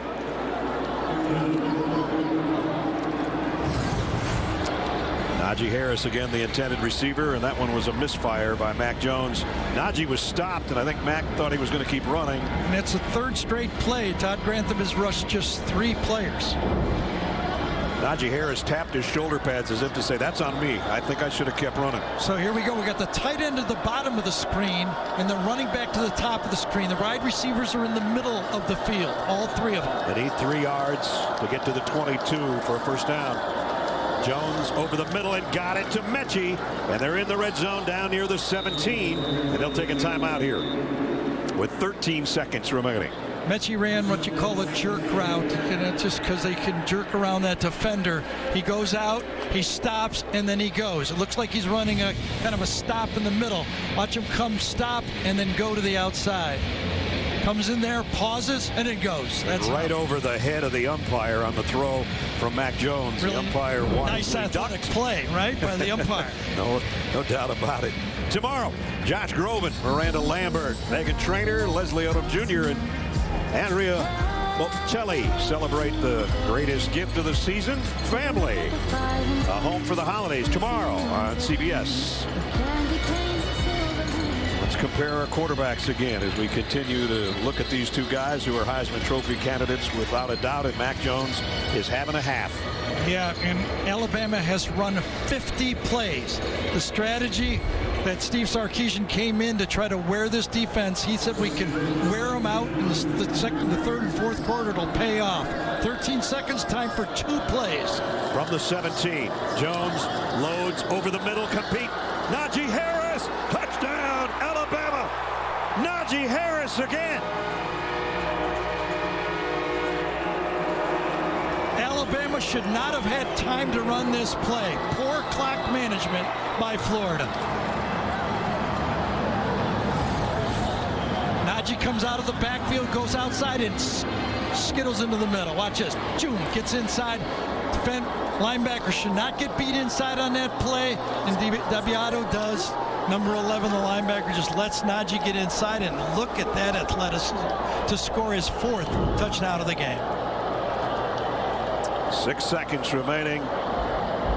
It only took 1 minute and 2 seconds to go 78 yards. And Najee Harris is going, you know, you guys talking about the Heisman and all that. Yeah, A little love for me. I could take a few votes. Well, the consolation prize might have to be the Doak Walker Award that goes to the best running back in the country. But if there's a lot of guys better than him, I haven't seen him this year. Reichard in for the point after. Up and good. What a drive. 78 yards in 8 plays. This is the second Najee spin for a touchdown. Remember the flare pass to the left side, and this time inside. And boy, when Najee came back for his year and didn't turn pro, Alabama knew they had a special one there. We still got a half to go, but number 10 is starting to make a name as a possible Heisman guy. Everybody waits around, or the voters should wait around until these championship games are over before you make a choice. Well, I tell you, if Najee gets any votes, it may look a little bit about something we looked up today. When's the last time 3 players got votes? Well, all the way back to 73. Hicks, Archie Griffin, and Randy Gradishar. John Cappelletti won it from Penn State. They kind of shared those votes. Could that happen this year? Alabama 6 first half possessions, 5 touchdowns, 4 of them to that guy, one way or another. And Alabama has scored 35 points or more in their own ongoing record, 24th straight games. And Kyle Trask knows that his work is cut out for him in the second half. He's done his job. And a squib kick, and at the 31-yard line. Still got 6 seconds. Well, as you started off the broadcast, Ness, Nick Saban said you can't win with just good defense anymore. There we go. Obviously, we're watching it right here. This Alabama defense might be pretty good, but sometimes good offense beats good defense. And the only hiccup in the whole first half for Alabama offensively was that pass that really Mac Jones pretty much stuck it into his tight end, but it was swiped away on the interception. So what does Florida do with 6 seconds? A quick out and then a bomb, a Hail Mary to the end zone? Looks like they're going to throw it. Yep. Like a 5-yard out, maybe. Tony is in the slot on the right side. And they're not going to get a throw away. Will Anderson with the sack that will end the first half. The true freshman, number 31.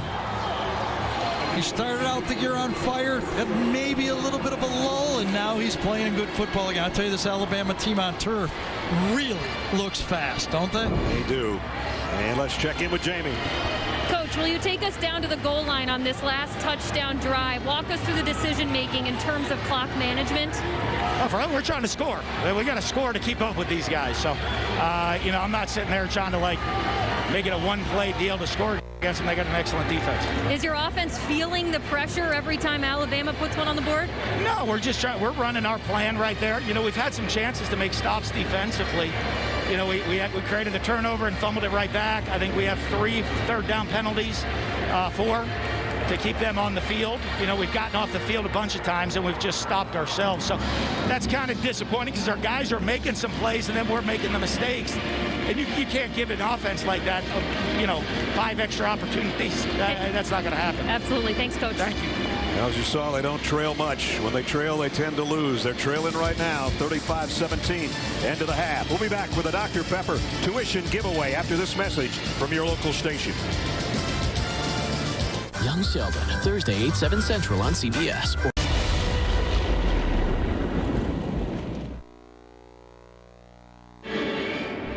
This is how legends are made. Here now the handoff, looking for running room. Najee got it. He's in. It's Kadarius Toney with a catch. He's going to go all the way. There you go. Touchdown, Alabama. Touchdown run by Kyle Trask. Najee Harris, touchdown, Alabama. Najee Harris again. This is how legends are made. We welcome you back. The SEC Championship on CBS, presented by Dr. Pepper. Just about set to head into the third quarter. Brad Nessler, Gary Danielson, Jamie Erdahl. That first half, Najee Harris, 200 yards of total offense and 4 touchdowns. Gary, and Mac Jones has been brilliant. He has. I mean, and we all talked about this game, you know, a chance for the playoffs, chance to win a national championship. You have the SEC champion, and then the 2 quarterbacks making a pitch for the Heisman. I got to say, Mac Jones is pitching it pretty good. He's pitching it all over the place to a lot of different guys, and he's got 4 touchdown passes. We saw him with 5 touchdown passes in the Iron Bowl we did.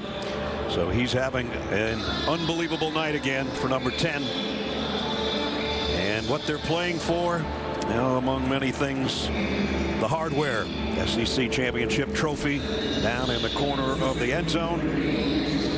That, and as Gary said, much more, because if Alabama keeps playing like this, they'll be the #1 seed in the college football. I can hear rankings come out. You can hear the A&M team going, anybody want to play Alabama? Raise your hand.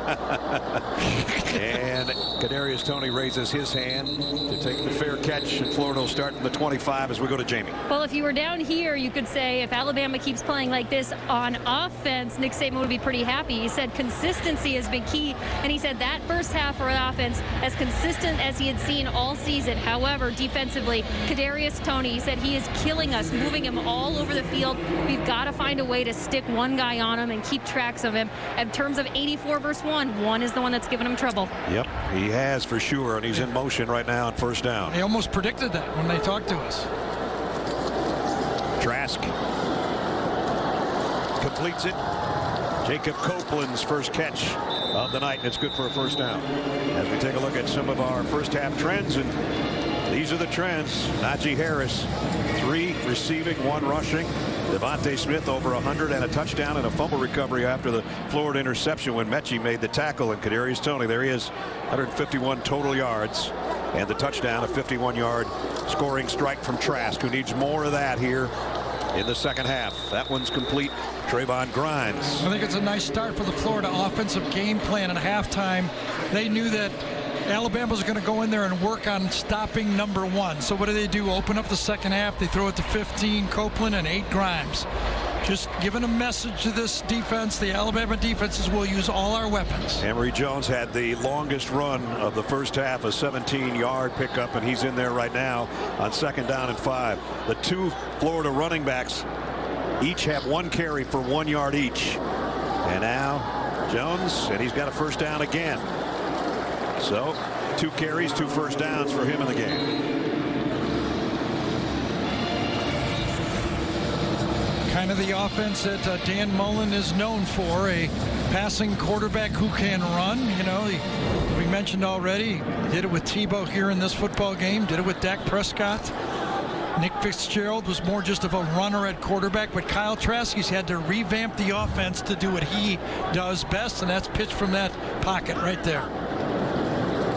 From midfield, going deep on the far sideline, and it's caught, and it's Grimes, and he's gone. Touchdown, Florida.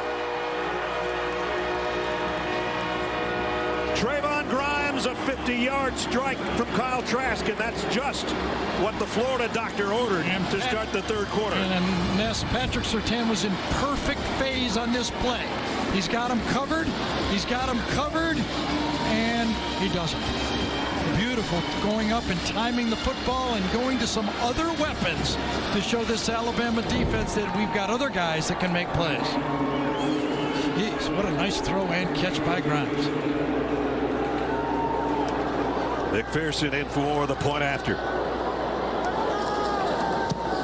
And it's up and good. Well, if you're going to play bump and run coverage, you sometimes just have to tip your hat, and that time you tip your hat to that throw and catch. So a minute and a half into the third quarter, the Gators right back in things. Heading into retirement, you want to find the University of Alabama, where legends are made. Aerial coverage of tonight's game provided by Goodyear. We look in on the city of Atlanta, and we're at Mercedes-Benz Stadium for the SEC Championship game. And Florida gets right back in business to open up the third quarter on a 75-yard drive in just 4 plays. Trayvon Grimes matching his career-long catch, season-long catch, I should say, a 50-yard touchdown.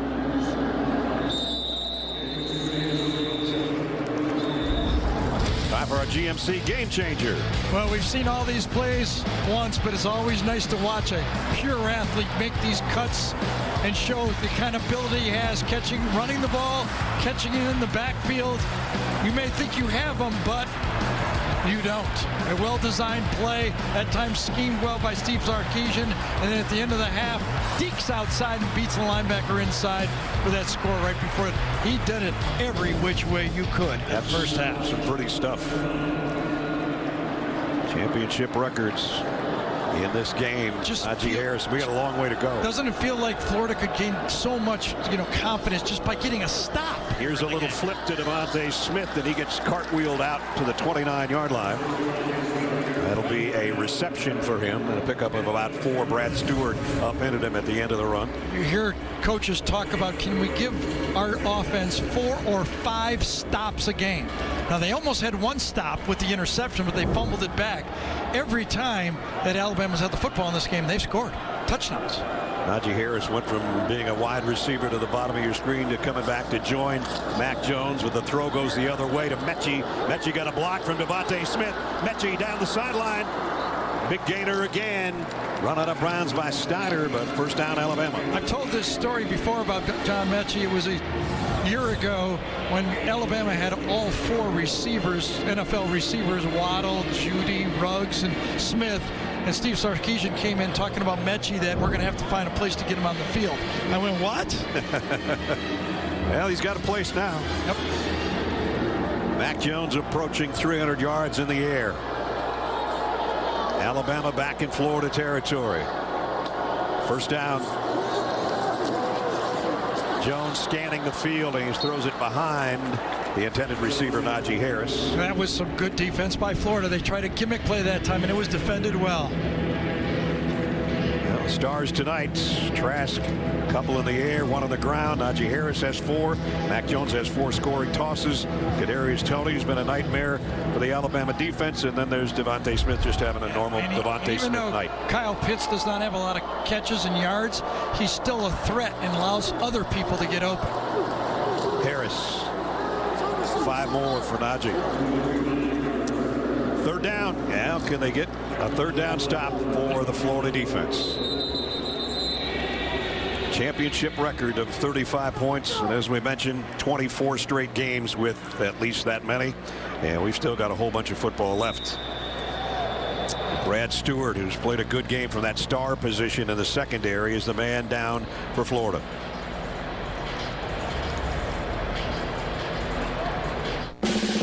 Who is USAA made at Denali?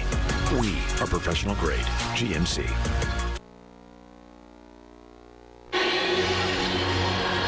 The SEC Championship on CBS, presented by Dr. Pepper, is sponsored by Bright House Financial, Twisted Tea Hard Iced Tea, USAA, and by Wheels Up. You see the skyline nighttime on a Saturday in Atlanta. Tonight on CBS Sports Network, join the Inside College Football crew for an update on all the championship matchups and all the top headlines of the day. The headline here is that Alabama has done almost nothing wrong tonight, and yet Florida is hanging in there, only trailing by 11, and a third down coming up again for the Tide. The way Florida scored the last 2 drives, you got a feeling if they could get a stop, they could get this thing tightened up real tight. They come up to the line in a hurry on third down and 5. Najee Harris, and they get a stop. Najee Harris only got about 1.5 yards. They went Amari Burney made the tackle. Excuse me, Brad. They went on balanced line with like a quick snap right away. Look at only 1 offensive lineman to the right of the center. Good defensive stop by Florida.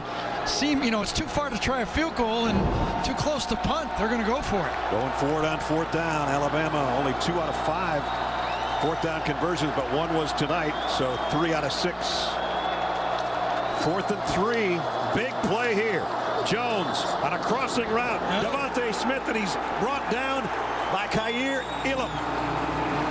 Big stop, finally, for the Gator defense. I'll tell you what Kaiir Elam did is he sidestepped the pick route by Alabama that time.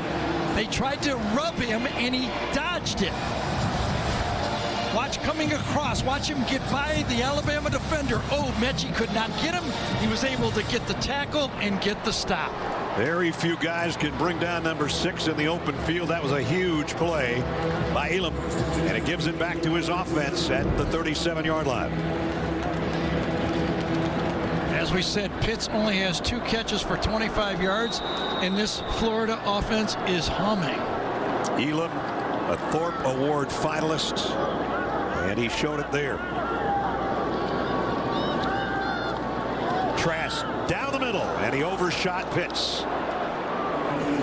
Pitts had a step, and he just missed him. College football playoff top 10. Clemson won the ACC tonight with a win over Notre Dame. Ohio State beat Northwestern to win the Big Ten. Oklahoma over Iowa State in a really good game to win the Big 12 again for what, the 6th time in a row, I think. And here, the SEC championship. 2 teams that have been in this game 13 times each. Alabama has the edge in the 10 games they've squared off. Kyle Trask on a throw and a penalty marker. There's been very few. Malik Davis, the running back, on the play, and Dylan Moses, I think, is going to have the interference. He went back to the wheel route. Yep. It hurt Georgia so badly in that game. Moses is that middle linebacker this time, matched up with the running back. He's going to cross the formation, and that means Moses has him. Pass interference on the defense, number 32. 15-yard penalty, first down. So the running back's going to come across, so that means the middle linebacker has him on the play. He looked a little indecisive, and then too late. Him. And it's a good thing he did, because it would have been a touchdown if he didn't. Only the 2nd Alabama penalty, but it gives Florida first down in Tide territory at the 48. Another beautifully designed play by Florida. Blitz coming off the corner. Trask knows it's coming, and down he goes. And it's going to be Christian Harris that gets to him. He's lined up both just inside the 3rd receiver to the wide side of the field. And as Ness said, nobody even touched him. Coming right off the edge right there. Kyle Trask says, uh-oh. Yep. And that backs it up to the Florida side of the field. 2nd down and 13. They like to put Tony in the 3rd inside spot so he can match up with a linebacker. That linebacker would be Christopher Allen, but it's Trask. And he gets back to the original line of scrimmage and maybe 1 more yard. And 3rd down coming up.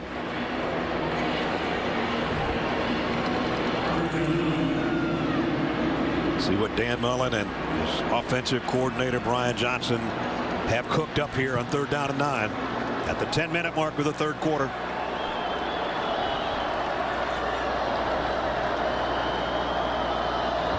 Davis switches sides. Trask in the shotgun, long count. Comes up, wants to fire, throws short, almost intercepted. He tried to get it to Malik Davis, and Brian Branch was actually closer. Interesting decision for Dan Mullen here. He ran the ball on 2nd and long. I thought he was thinking 4 down territory, but didn't get anything enough, let's say. And then on 3rd down, didn't get anything. So he's forced to at least line up in punt formation. That brings out Jacob Finn. We haven't had a lot of punts. Devontae Smith will go back deep. Alabama's playing defense safe here. Looking for the fake. Finn, end over end punt. Devontae Smith just watches it go out of bounds around the 11, I think. Actually going to be at the 9. So good job by Finn. 9:35 remaining, 3rd quarter. Alabama with the lead and the ball when we come back.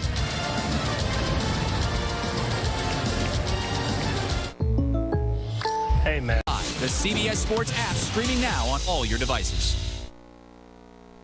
3rd 35-24. Alabama with a lead with 9:35 to go in the third quarter. And again, 24 straight games of 35 points or more. That's their own streak that they just keep adding to it every week. Now we test your knowledge with today's Aflac trivia question. Doing what they've done, is the last team to hold the Tide under 35.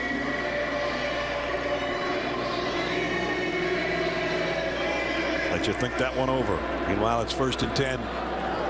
Alabama inside their own 10.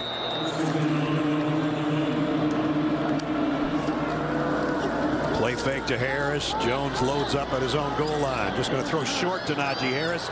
Wide open field. He cuts back, has a first down, picks up about 15. Just easy pitch and catch and run after the catch.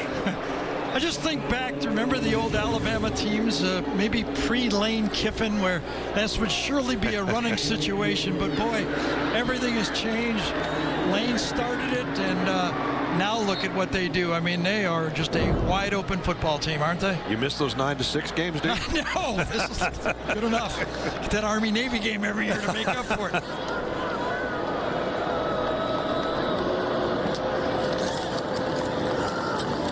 To Najee Harris on the ground. Back to another nice gain out to the 29. Yeah, Miller Forrestal was limping off the field on the previous play. Let's see what happens here. He's been dealing with both ankle and shoulder problems really since the Arkansas game, and I think it's the ankle that gave him the issue there. He had a quarterback sneak, though. He remembered how to do it, didn't he? Yes, he did. Down the middle, on the run, Devontae Smith. And Alabama right back in Florida territory. Yeah, too much space this time. Big cushion, almost a 10-yard cushion. Smith looks in, and it was like Tua was throwing this one. When he has those old slants, Tua, you could throw a slant better than anybody I've ever seen. Throwing them for the Dolphins now. And well, how about this for Alabama? I mean, Mac Jones played behind two quarterbacks that are starting in the NFL right now, Jalen Hurts and Tua Tagovailoa. And talking about guys playing in the NFL, Julio Jones, Calvin Ridley, Amari Cooper, and now Devontae Smith adds his name to the list as far as single-season receptions in Alabama history. Brian Robinson back in there, broke a tackle and got it to the 41. Looks like we're going to get a hold on Leatherwood here. No, we haven't talked about him since the beginning of the game, so. Holding on the offense, number 70, 10-yard penalty, replay, first down. He'll be another in the long line of #1 draft choices from Alabama. See him right here. One of the captains of this game, the senior, all 312 pounds of him. See, that's the effort that Zachary Carter produced on that play. He produced the hold. He didn't give up on the play. He kept fighting, finally got to the outside and forced the hold. In a long yardage situation. There haven't been too many of those tonight for Alabama, but this one's on first down, 1st and 20. Jones looking left the whole way. Goes out Devontae Smith, and he gets half of it back before Stewart made the tackle. Yeah, he did good tackle there, because Devontae would have got about another 8 yards on the play. Again, from the slot position. I mean, it's a long night for Brad Stewart, but he's holding his own. I mean, it's not going to, you can't stop this guy, but you can't let him get those extra yards, and he comes up and makes the tackle. Devontae Smith has more yards after catch than anybody else in the country, and it's not even close. So just being able to bring him down after a gain of 10 is pretty good. That's Billingsley, and he's dropped for a loss. That seemed to take a long time, didn't it? Yeah, too long. Zach Carter made the stop. One thing we know about this Gator defense is they can run sideline to sideline, and that just seemed to take a long time. Never got the edge blocked. Good job again by Carter, number 17, defeating the block on the end man on the line of scrimmage and forcing it wide and getting the big stop on the play. That's a 290-pounder moving that fast, as you said, sideline to sideline. 3rd down and long.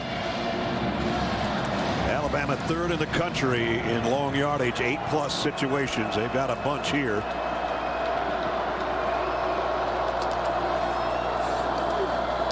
Jones throws out in the flat, completes it to Tennyson, and he's upended before he can get to the sticks. It's 4th down. Well, 3rd and long, you want the ball to go to the tight end on a check down. So you know you're playing good defense. Again, just a 3-man rush, nothing open, dump it off. That's one of those plays where everybody comes back and says it's exactly the way we wanted to play the defense. Charlie Scott is the loneliest guy on the Alabama roster because he's finally going to get his hands on the football to punt. And be careful who you punt it to on the other end. Scott's first punt. Tony just gets out of the way, and it's going to make it to the end zone.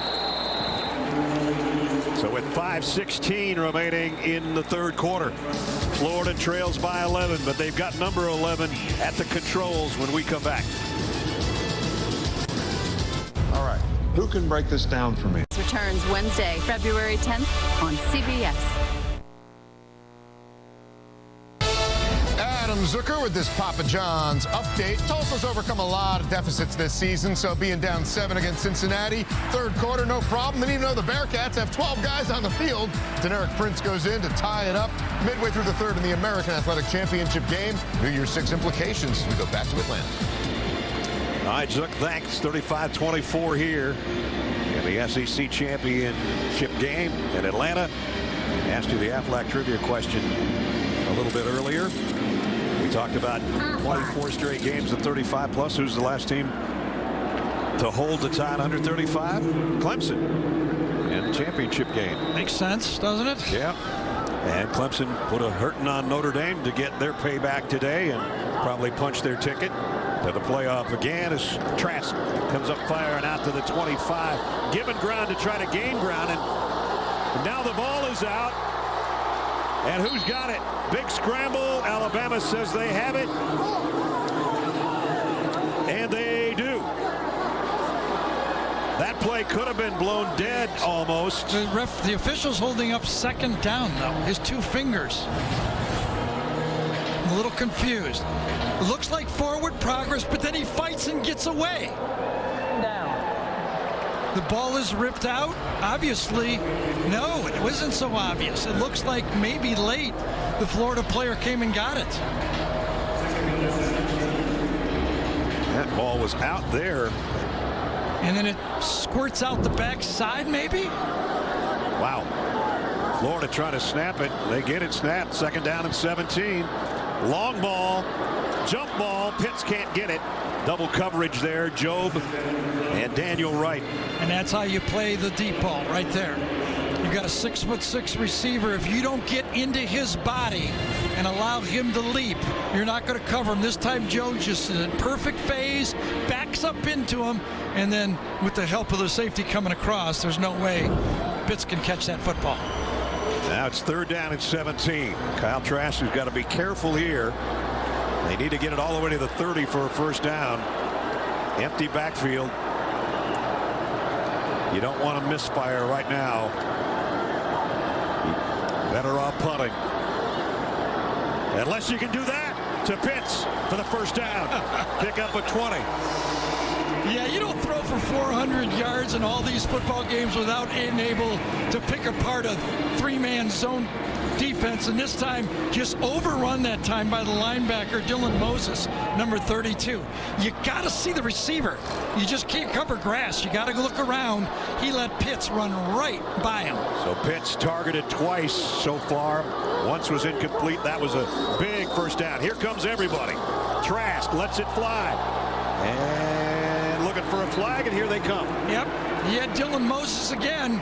Right from the snap, you knew Kyle Trask was going to go on that. It was man-to-man coverage. He had the linebacker out there. Look at, he sees number 32 on this guy. Watch him go. Hitch and go. Naquan Wright was the man he was throwing it toward, and Dylan Moses with the penalty. Pass interference on the defense, number 32. Spot foul, automatic first down. I will say this about Dylan Moses. He was out of phase there twice, but those 2 penalties saved 2 touchdowns. He made the mistake both times, but he didn't give up touchdowns. Great call again by this Florida offense. They keep you guessing. First down at the 45. Tony in motion. Let's see if Trask goes his way. Looks the other way. Down the middle. Caught. Trayvon Grimes again. First down, Florida. Well, that time Brian Branch, number 14, is in phase, but then as he turns, he falls down, trips, and allows Grimes to make the catch. A pickup of 25 to the Alabama 30. Another perfect throw again. And Trask closing in on 300 yards through the air. Kyle Trask right now say, hold your Heisman votes just a little longer. And he gets it to Tony on the ground, and only a 2 or 3 yard pickup. Chris Allen stayed home to make the hit on number 1. Ball's out. Looked like Alabama had, what, 3 or 4 guys around it? And it just ended up being second down. I didn't get that one. I think they said the Florida guy recovered it. That's the only thing I can imagine.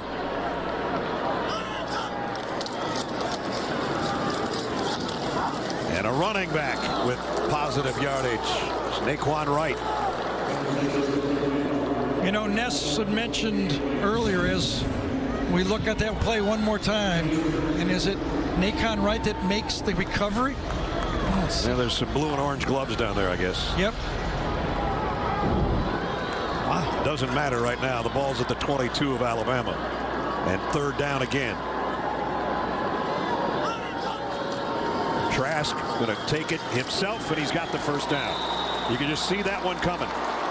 He's not the most mobile quarterback, but he's not afraid to stick his nose in there.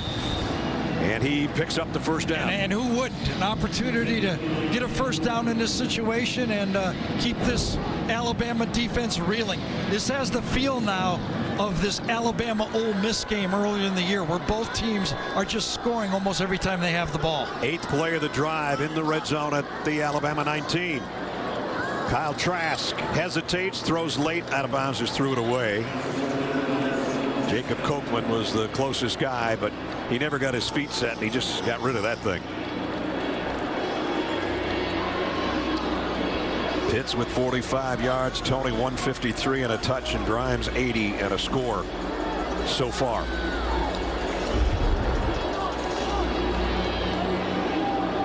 And those are the two big guys, 84 and number 1. Second down and 10. Four eligible receivers to the right on this play. Pitts is in line as a tight end with his hand in the ground this time. Trask, the quick throw comes the other way. Completes it to Naquan Wright again out of the backfield. Or the guy that came out of the backfield, I should say. Ness, you were talking about the running backs in that Georgia game on those wheel routes. In that game, they caught 10 passes for 211 yards to tight ends. Remember, Kyle Pitts went out, caught 5 for 110, meaning the running back and the tight ends caught balls for 321 yards in that game. Shows you how this offense can morph to different guys. Trask with a third down and 4, empty backfield. They've converted a couple of third downs in this drive, and he's going to keep it again, and he's going to get it again.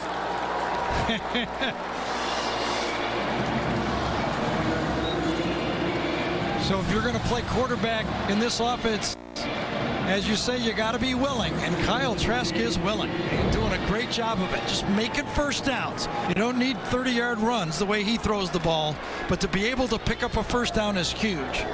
And now Wright and Tony flank him in the backfield, and now they both disappear. Pitts shifts to the slot. First and goal at the 9 for the Gators. It's going to run it again. And Trask down to the 3. This obviously is a check with me type of situation for Trask. He looks at the box, and Nick says right there, you don't have the box covered. If the box doesn't have enough numbers into it, he runs the quarterback draw. Second down and goal. Remember, he's got 5 offensive linemen in front of him. If it's empty, he looks and there's only 4 guys there. He goes, I'm running. At the 3-yard line. Touchdown, Florida, Naquan Wright.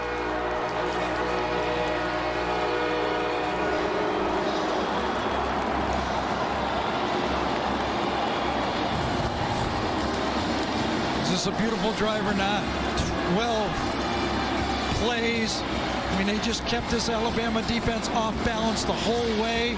The quarterback runs, throwing it to the running backs, and then getting that running play to end. They're going to go for just one here, just make it a 4-point game instead of going for 2 early. I like that they're not chasing the 2-point play here. McPherson, the point after, up and good. 80 yards, and as Gary said, 12 plays, just under 5 minutes. And Naquan Wright, only his 2nd rushing touchdown of the season, but oh baby, was it a big one. Wow, I wish I could get a deal on a smartphone. NFL Saturday is back only on NFL Network. Gather the family for some holiday fun and play together on The Price is Right at night. Tuesday, 8, 7 Central on CBS as you look at the Golden Dome and the capital of Georgia here in Atlanta.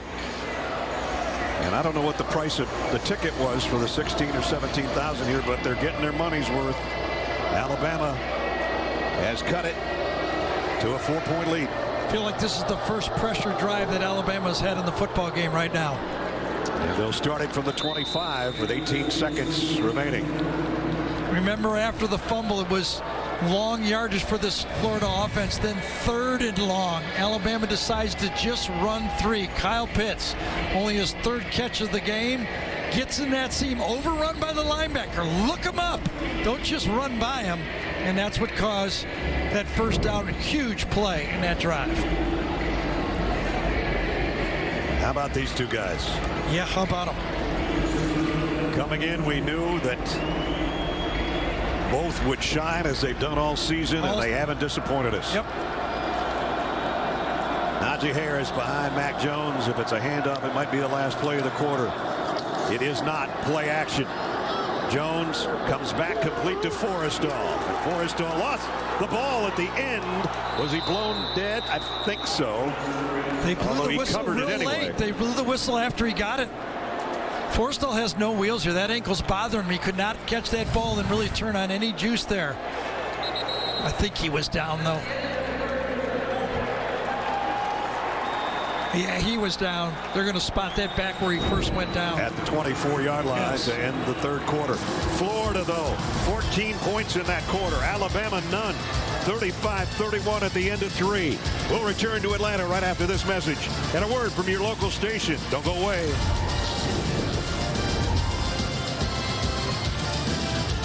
Chili's first because Chili's it's like the star. For your trade, shop IWantMyRam.com. The SEC Championship on CBS presented by Dr. Pepper takes us into the 4th quarter. 35-31 Alabama. Mac Jones comes up fire, and Devontae Smith going to be close to a first down, about a yard shy. Well, we welcome you back to the booth. Brad Nessler, Gary Daniels, and Jamie Erdahl down on the field. Our crew has traveled this conference all season long. Fight to get here. These teams have fought to get here, and they haven't disappointed us. No, absolutely. I mean, this Florida defense in the second half, you know, they didn't stop them one time. It looks like Alabama could score it well, and they just keep playing. They just keep playing. They get 2 stops both times that Alabama's had the ball. And Florida 14 points in that quarter. So that big advantage that Alabama had dissipated over the course of that 15 minutes. And now we've got 14 and a half to crown an SEC champion. Everything we had hoped for and then some.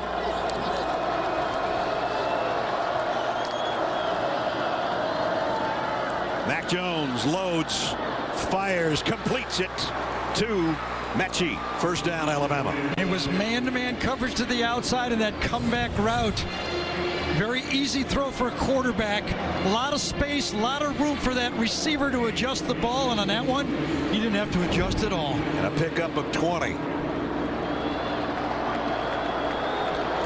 Remember, Steve Sarkisian talked about tiring out this Florida defense, that it would pay off in the 4th quarter. Will it? A 4-touchdown performance by Mac Jones so far on a 30-for-39 night.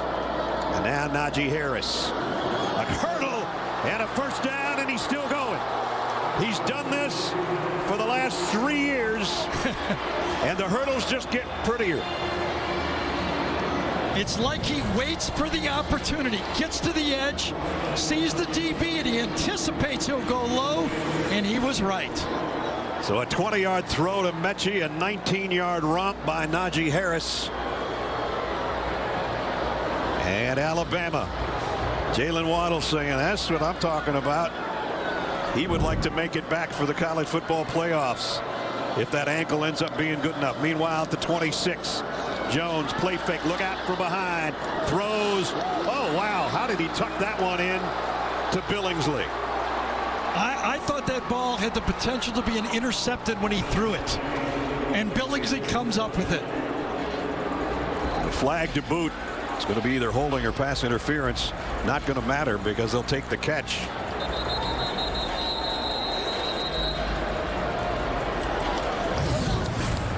Elam slow to get up. Here's another look. Billingsley going across the field. It's the same play that they ran. Remember when Billingsley was wide open for that touchdown? Same play, but this time Florida covers it perfectly. Wow. And how did it get in there? What a play. And that one had eyes. Yes, it did. Elam still down after making the catch. On a high-stakes Fansville by Dr. Pepper.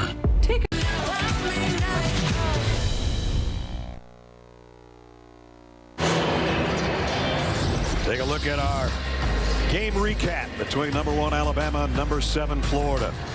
Najee Harris drew first blood. Back came the Gators. Kadarius Toney, 51-yard touchdown. That made it 7-7. Najee, a huge night. 4 touchdowns in the first half, including that one. And a big third quarter. 2 scores for Florida to make it 35-31 where we are now. And 3 hours ago, on a beautifully narrated piece by CCH Pounder of NCIS New Orleans, she told us about the history of almost 3 decades of this championship game. And we've come down to the last 13 minutes of this one, and it has been a thriller. Yeah, and if you're Florida right now, you have to figure out a way to stop number 22. At least be aware that they've been going to him in this red zone every time. He's right behind Mac Jones in the pistol set here. And here he comes, and he goes down, no gain. Nice job by Ventrell Miller, the middle linebacker. Somewhat of a run blitz that time. They played run when he went in that pistol formation. He played run and attacked that line of scrimmage and made the play beautifully. 2nd down and 10. 8th play of the drive coming up at the Florida 12-yard line. They can get a first down at the 2. Harris going wide, broke 1 tackle, cuts back up and diving, only a yard shy of the first down. It'll be 3rd and short. I think it's DiBiase almost had him that time. I thought number 11, see that streak of 11 go across there, and I thought he had him, and again, he just kind of jumps out of the way when they go for his ankles there. 3rd down and 1. Florida had time to get their goal line, our short yardage defense on the field. Extra lineman in for Alabama. Again, an eye backfield, and it's the tailback, Najee Harris. He's got a first down, but not a touchdown. He gets just outside the 1.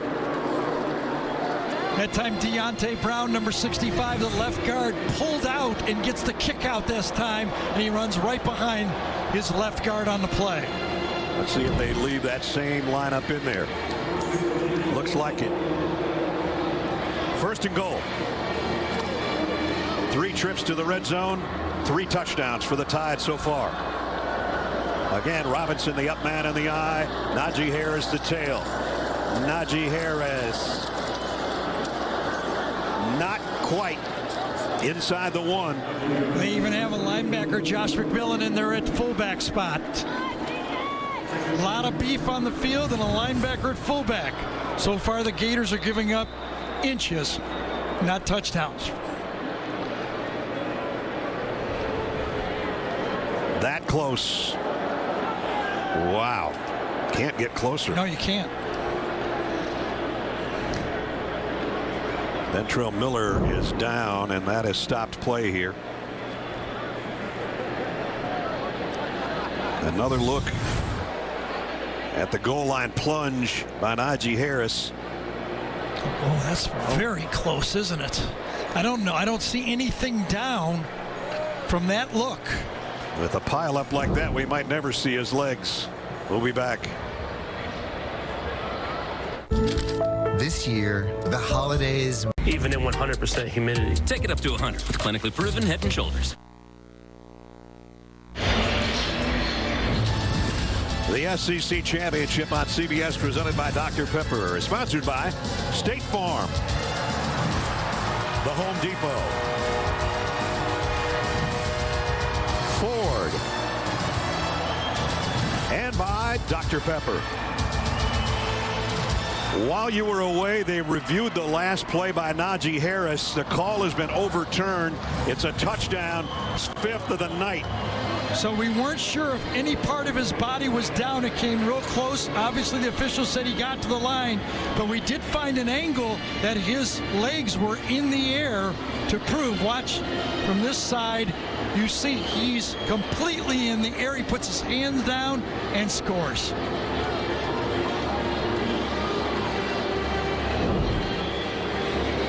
And he's going, Mom, yeah. I'm having quite a night. Yes. 67 through the air, 131 on the ground, and 5 touchdowns. Extra point is good. Now we'll give you another look from behind, and I think this is the one that shows it best. As Gary said, his legs never touched anything because they were on an opposing tackler's body. As he does the spin right here, he's still airborne. Nothing is touched. His left hand goes down, and his right hand goes across the goal line. Good job by the replay official piecing that together and getting that touchdown that was clear. Well, not clearly, but he made it by a couple inches, and he deserved it. So after we said they should stop 22, that ain't easy to say, but they did give it to him 4 straight plays. There's Butch Jones giving him the shoulder rub. Butch is about to become, after the college football playoff, the new head coach at Arkansas State. Wow, this guy's good. All these guys are pretty good. Yeah. And Kyle Trask knows now he's got to battle back from another 11-point deficit. That's a good picture right there. Waddle in the background. Mac Jones sitting next to Devontae Smith. And the kickoff. Kadarius Toney. Fair catch. With 11:29 to go. Heisman hopefuls coming into the weekend. We can make a case, I guess, for all of those guys. I think Justin Fields, with the game he had today, can go away. Ian Book needed to win, so I think it's down to these 4. In the way Mac Jones and Kyle Trask are playing right now, I mean, Trevor Lawrence had, obviously, great football player. Maybe was a little behind coming into it, but I don't know. This last vote right here might be the key. Yep. Who's got the ball last might be the key. Toney in motion. Trask set to throw, and he is not going to get it, and he fumbled it as well, and Alabama's got it at the 10. Tim Smith after the hit by Will Anderson.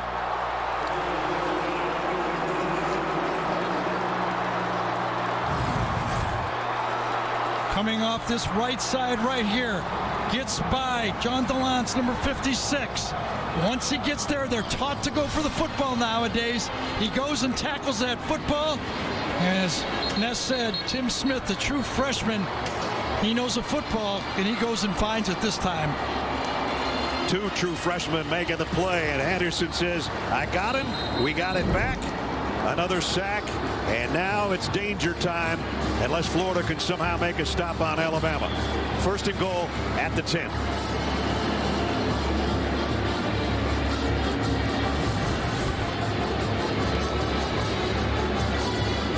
I don't know what he's telling them, but if I was the head coach, I'd be saying you can't block him and throw him at the same time. That's right. Mac Jones under center, comes up to the line. Najee Harris gets the call, and he'll get a yard. That's all. James Houston made the tackle.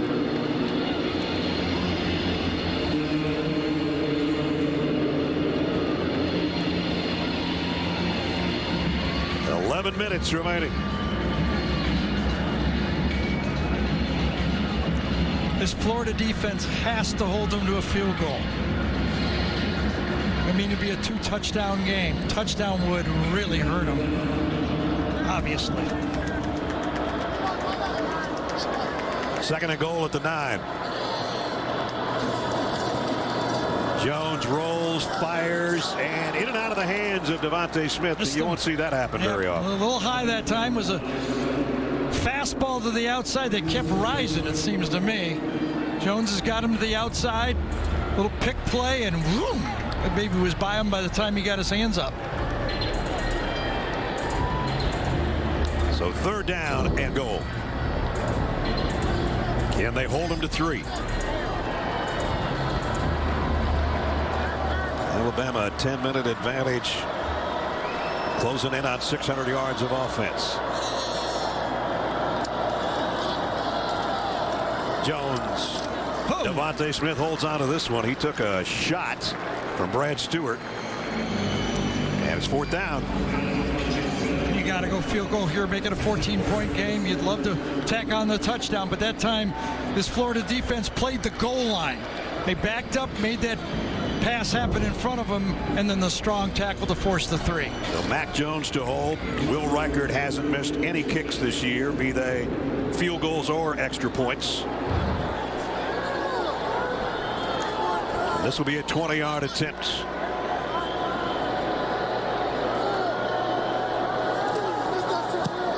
Up and perfect.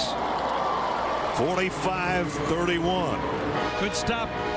Good gutsy stop by that Florida defense that time. A 2-touchdown game, a fumble, but then Florida holds them to a field goal, 45-31. I have something for you.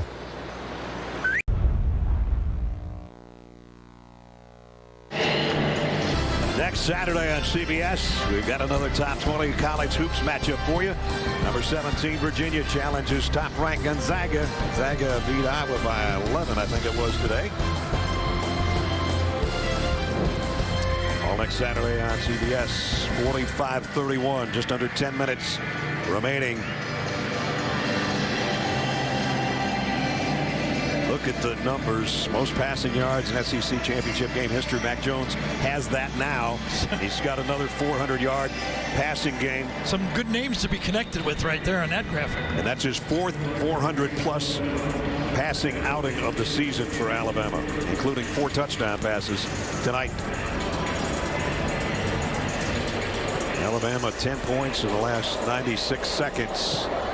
And now Florida's got to come up with an answer. Tony will call for the fair catch. Don't forget, coming up later in the game, before we're done anyway, the play of the game presented by Jersey Mike Subs. 2 touchdowns back. And now it's time for Kyle Trask and company to come up with something. Yeah, and unless they have one of those, 4-play drives in a minute too, I think if you're Florida, you'd be lucky to get the ball 3 more times in this football game. I not so kiddingly said to you a couple hours ago, first team to 45 probably wins. Might be right on. That may be. Trask throws late across the middle, but does complete it out to the 31-yard line to Kyle Pitts. Christian Harris came free again, but he was just a little farther away and couldn't get there, and Trask saw him coming the whole way and threw right off his head. Second down at 4. Every snap important now for Florida to try to make up a 2-touchdown deficit. There is Tony in motion. Trask gonna go deep, and he's got his man, and it's Pitts. First down, Florida at the 37 of Alabama. Well, he's attached this time. Tony goes in motion, and that shifts the Alabama defense.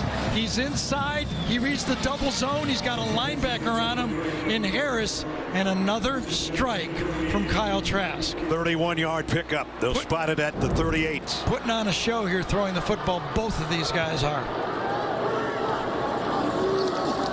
Trask goes to the corner, in and out of the hands. Would have been to Copeland for a big gainer, but it's broken up by Josh Jobe. So if you want to play big-time football and you want to play corner, this is what you got to do all game. Got your heart in your throat as you're running down there, and you know the fade's coming right over your head, and you got to stick your hand out and try to find that football.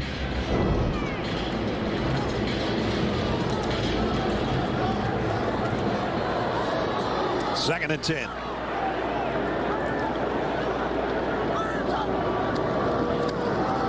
keep it on the ground, and that's going nowhere. No gain. Dylan Moses makes a stop on Davis. I think he fumbled the ball at the end of it, too. Third down. Running backs for Florida haven't gotten a lot of work tonight unless it's as an intended receiver. Dylan Moses made the tackle, and then as he starts to go down, it's punched out, that time by Barmore.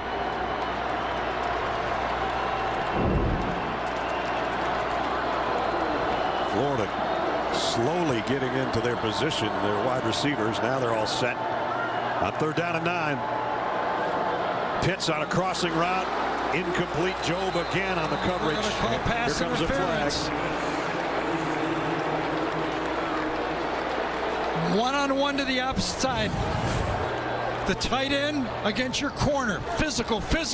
Gets his hands on him. Holding on the defense, number 28 against an eligible pass receiver when the pass went beyond the line. That's a 10-yard penalty. Automatic first down. So the drive stays alive by penalty. It's a gutsy call by that official. He's on that sideline by Alabama, and the whole Alabama bench erupted right into his face.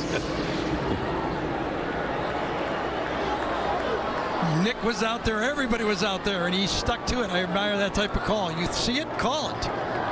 First down at the 26. Empty backfield again. Trask loads it, releases it. The ball is knocked away by Jordan Battle. Alabama plays their combo zones. They read releases. That's how they decide who they've got.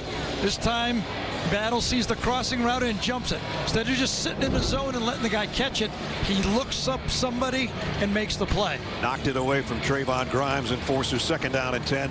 Just under 8 to go in regulation.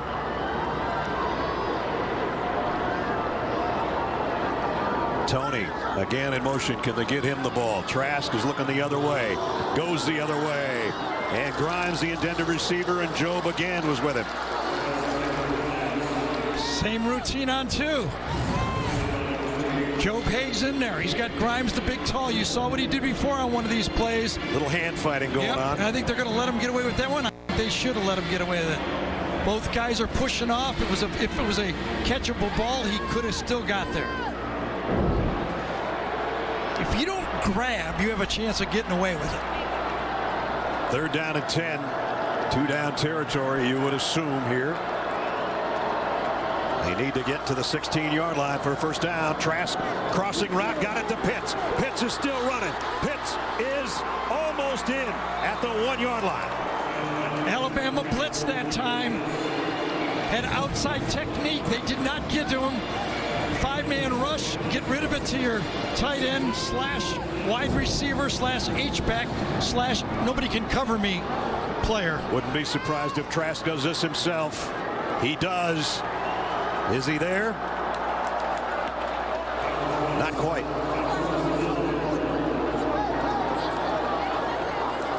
As they unpile the bodies, it'll be inside the 1.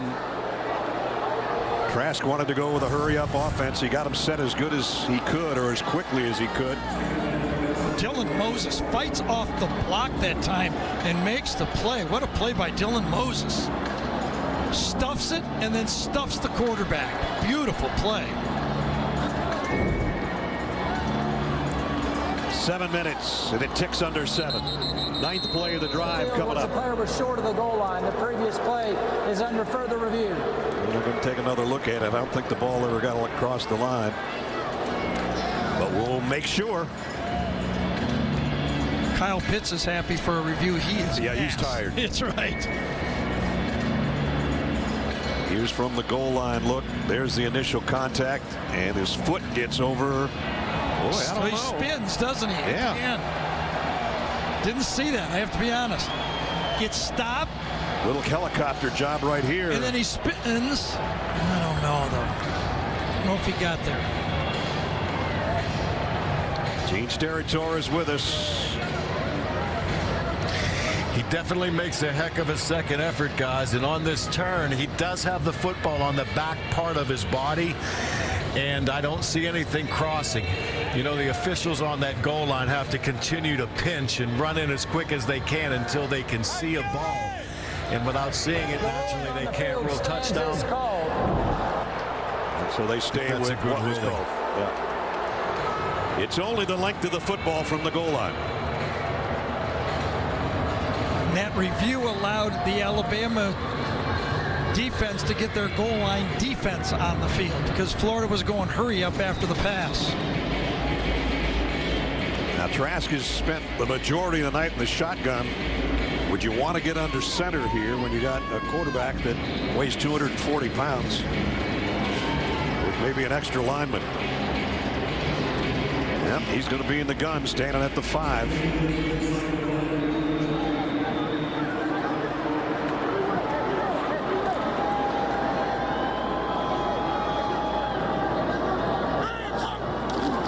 Go run it again. Stopped again. Ball is out again. Alabama's got it.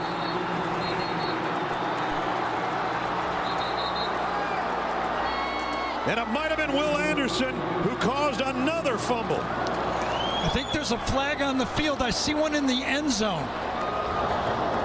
Offside on the defense. Wow. Number 28. Half the distance to the goal.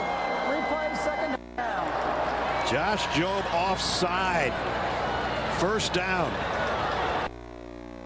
I wonder if Jobe attacked Tony when he went in motion on the play. He's right here. He's almost holding hands with him. Oh, so he must have lined up offsides right from the get-go. Well, remember, they were at about the 1 foot line, yes. so it wouldn't take much to be offside. And now it's less than the 1 foot line. And finally, Trask is under center.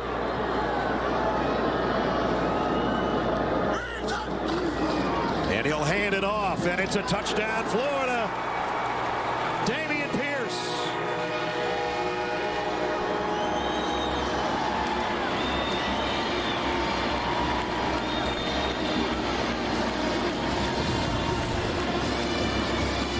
From above, Dameon Pierce gets the handle and gets his 4th rushing touchdown of the year, one they desperately needed.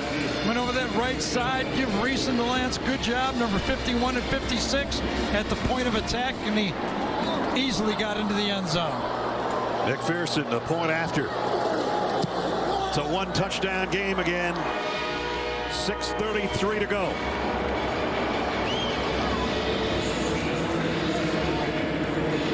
Let's see if taking a different look of Joe being offsides. He is right there. Since the ball's on the winch line, he's offside, right? They moved it that much closer. Trask handed off to his tailback, and it's 45-38. Looking forward to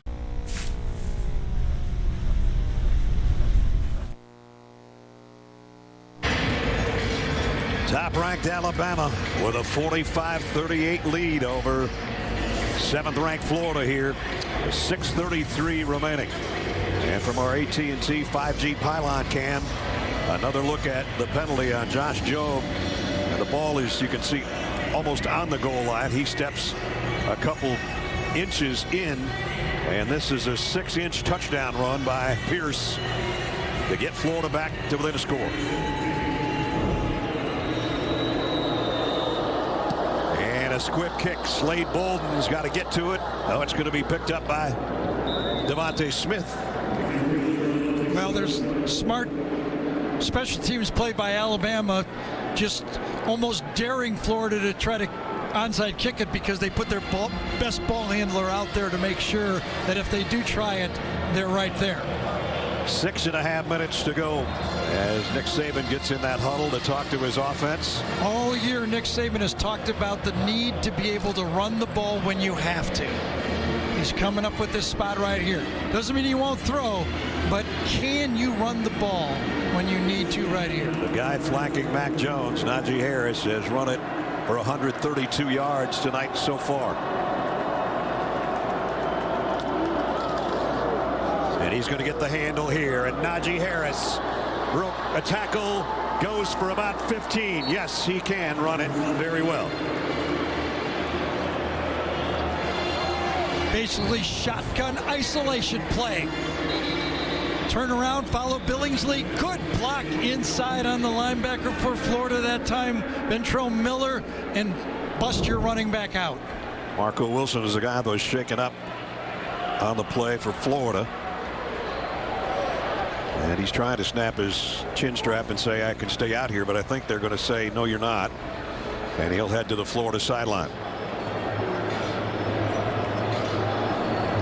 Najee Harris with that run, 146 yards rushing on the night. At the end of the play, Wilson gets pushed by one of the offensive linemen for it was Landon Dickerson. Yep. Dickerson's always in the middle of something. So how about this Gator defense? Remember, they got no stops in the first half. They've had 3 in the second half. They stopped the 4th down play, they forced a punt, and they forced a field goal, which in this game almost counts like a stop. First down at the 48. And there's Dickerson again doing his little dance as he thinks that Florida is offside. Of course, Dickerson, a transfer from Florida State, offside. Knows the Gators well. On the defense, number 56. 5-yard penalty. First down.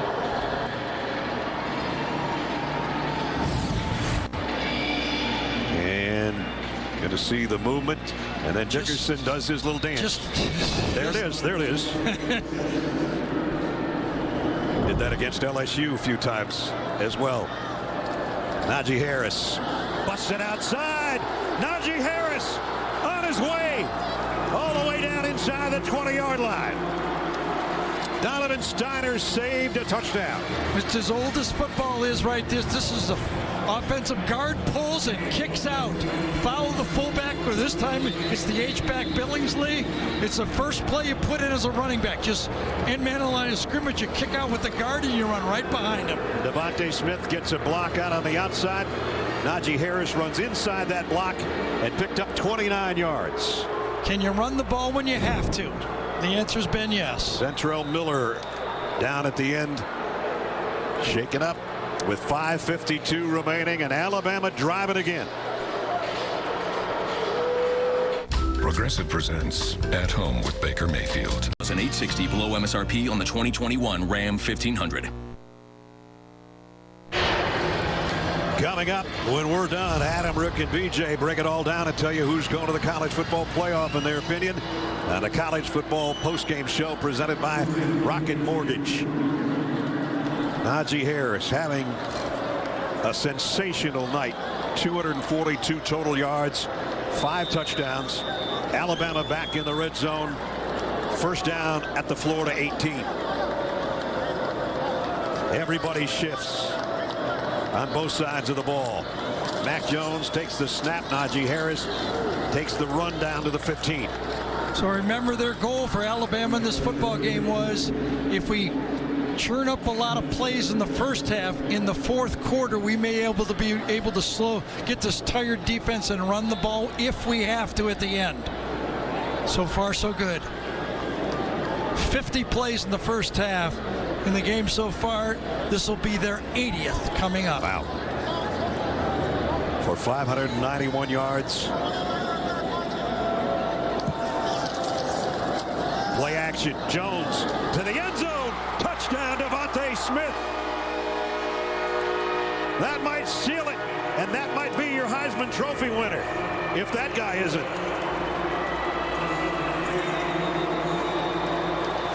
Well, when you have 10 guys in the box, okay, 10 right there, you know it's one-on-one to the outside.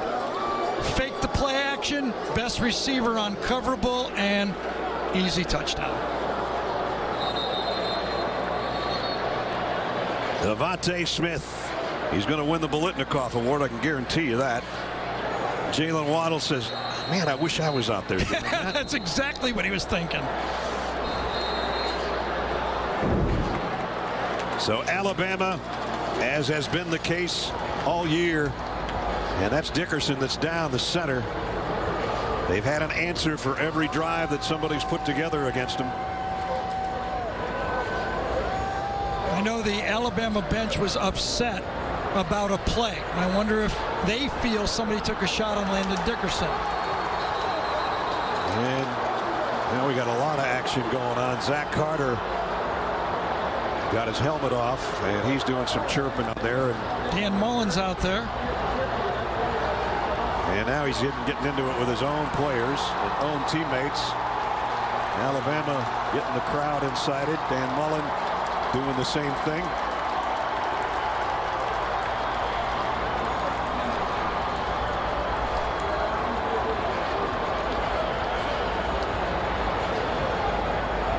There is a flag, and we're going to go back and see what we can see. Here he is. Keep your eye on him and see what happens around number 69. Pass is completed. Dickerson finishes his play inside on Slayton, number 56. Got thrown down. Yep. Nothing too unusual there so far. Dan Mullen on the ear of Matt Leffler.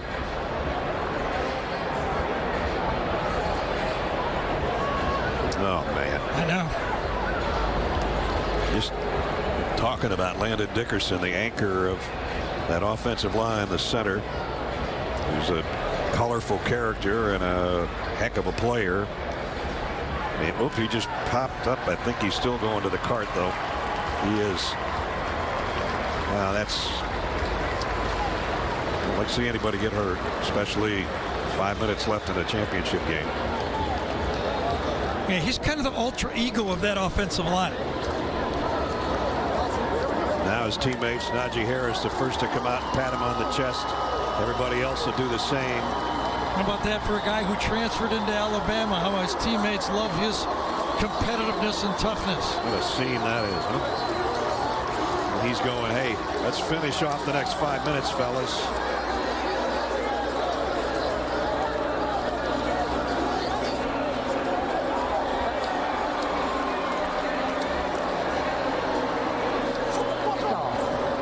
Zachary Carter with the unsportsmanlike conduct penalty as they take off Landon Dickerson. And from the pylon cam, and there you see over on the right side the weird landing of being thrown down. And even with all that, he got a smile on his face and winking as they take him to the Alabama locker room. We'll just cross our fingers and hope it's not something serious. It's way over here it happens. He gets swung around on the play. And landed weirdly on his left leg. I don't think the pylon afterwards is what hurt him. I think as he whipped around, his leg hit funny, and that's what happened. I don't think it was when Slayton kind of got on top of again. I don't think that's when it happened. I think it happened before that. I did not see anything with Carter, number 17. That was unsportsmanlike conduct. Took his helmet off. Here's from the start of the play, just an easy pitch and catch off play action to Devontae Smith. And there, right at the 10-yard line, is where Landon Dickerson landed. Meanwhile, Reichert in for the point after to try to make it 52-38. And does. So obviously Zachary Carter reacted after all of that to get the unsportsmanlike penalty. Right. 90 points now in this game. That's the second most ever in an SEC championship game. And the third straight game for Alabama of 50-plus. Devontae Smith, just another average night. 15 catches, 184 yards, and 2 touchdowns. Well, a lot of people are wondering, will he get more than the Biletnikoff? So let's go back to Desmond at Michigan, his year for the Heisman. There you see it. Pretty close, huh? Yes. The return yardage is an extra bonus, and Devontae had a punt return of 84 yards for a touchdown last week. This one just runs an inside route, easy pitch and catch, and just flips the ball to the official for his 17th receiving touchdown of the year. Look at the Alabama offense. 5 touchdown night, matching a career high for Mac Jones. 5 touchdowns for Najee Harris. And 15-184 and 2, as I just mentioned, for Devontae Smith. When we start to do these games all the time, we have to come up with an open, right? We always go, should we do the big three? No, we did the big three. Sure, well, what else are we going to do? Let's do the offensive line. Then we got another one. Well, let's do the big three again. Yeah. Well, the big three is pretty big.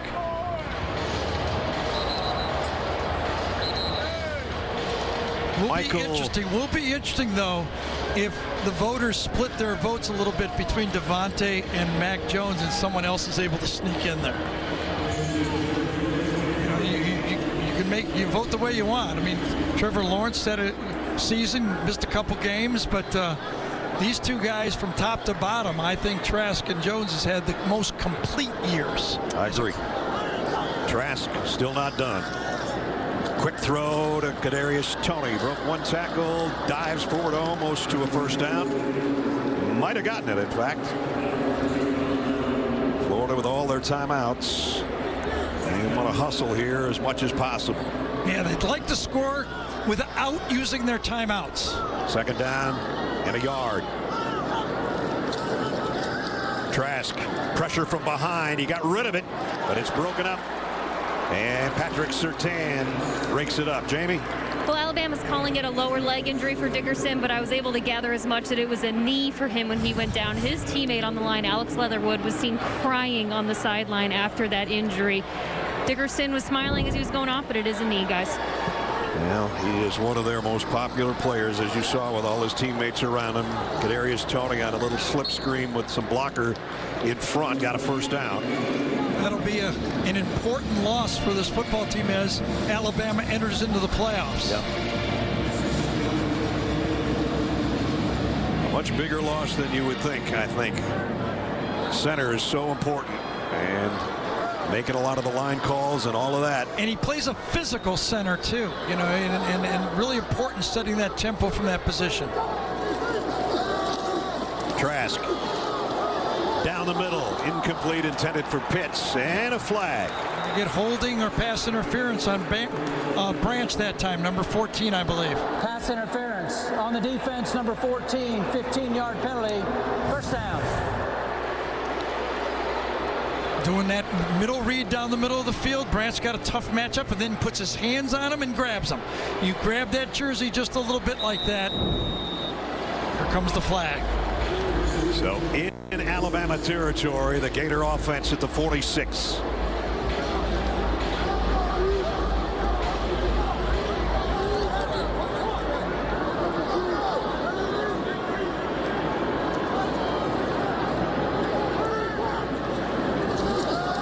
Trask goes in and out of the hands of Jacob Copeland.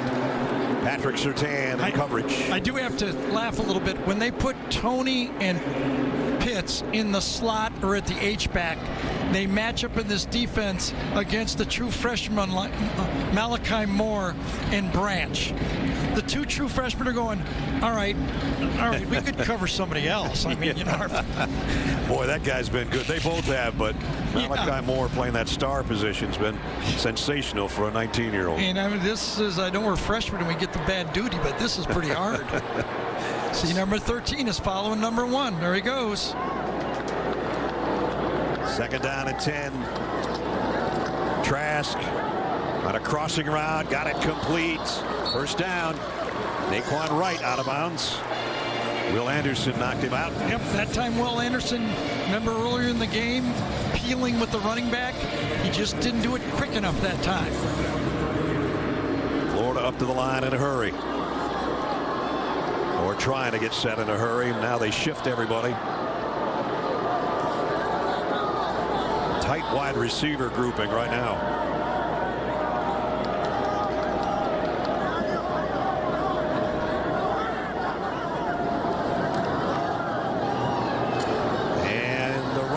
Again, knocked out by Josh Jobe. Naquan Wright again. They're trying to sneak those backs out there, and Jobe did a good job to stay with it. They're still holding on to their 3 timeouts. They know that if they score, they'll probably go onside kick. They're at the 25. They only need 2 yards for a first down, and there's only 3 minutes left. Naquan Wright, I don't think so. Yard shy. Dylan Moses, part of the group that made the stop. Sensational numbers. Mac Jones has the better of it right now, and his team's got the lead. Trask will keep it. He'll get the first down. He gets to the 20. And a little bit slow to get up, but he knows he's got to. This has got to be, what, 7th or 8th run for Kyle Trask?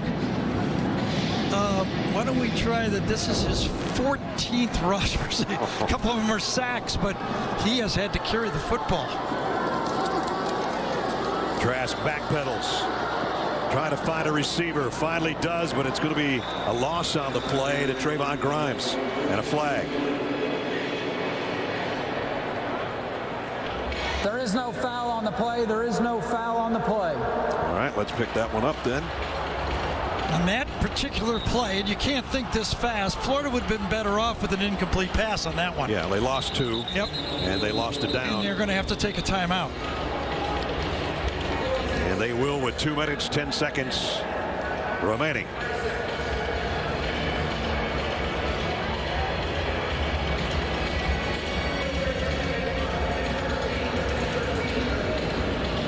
Playoff picture. If this lead holds, Florida goes by the wayside, and in the hunt is that group. Yeah, and I think all of those teams deserve a strong saying with that committee. Cincinnati, undefeated. They at least need to be in the conversation. Texas A&M is going, Alabama's pretty good. Notre Dame is going, top to bottom. We lost, we split with Clemson, and Ohio State says, we only played 6, and I know you're going to hold against us, but we're Big Ten champs and we're undefeated. So this is going to be a tough one coming down the end. Well, Notre Dame and Clemson split. The big question mark is 6 wins enough? Yep. Got to believe that Notre Dame feels they're in. Florida, if they would have won this game, they would have been in the conversation big time, as good as Alabama is. 10th play of the Florida drive. They need to score pretty quickly with only 2 timeouts left. Trask going to the end zone. Pitts has got it. Touchdown, Florida. It's not over yet.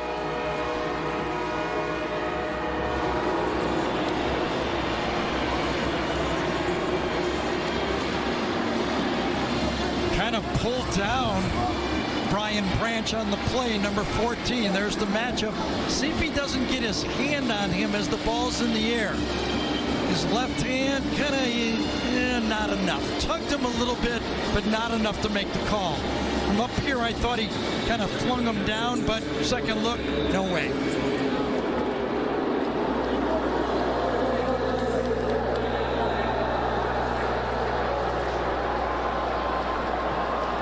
Kyle Pitts from Kyle Trask again to cap a 75-yard drive in 10 plays.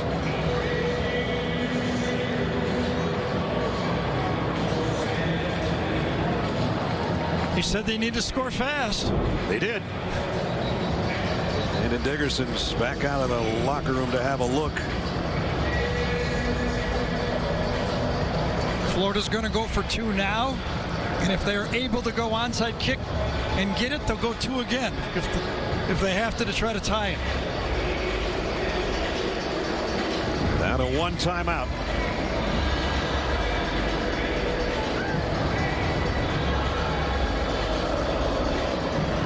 Once you call the first timeout, you might as well take the second one and get everybody on board. If you're going for 2, it's worth a timeout. So Trask has got Malik Davis in the backfield with him.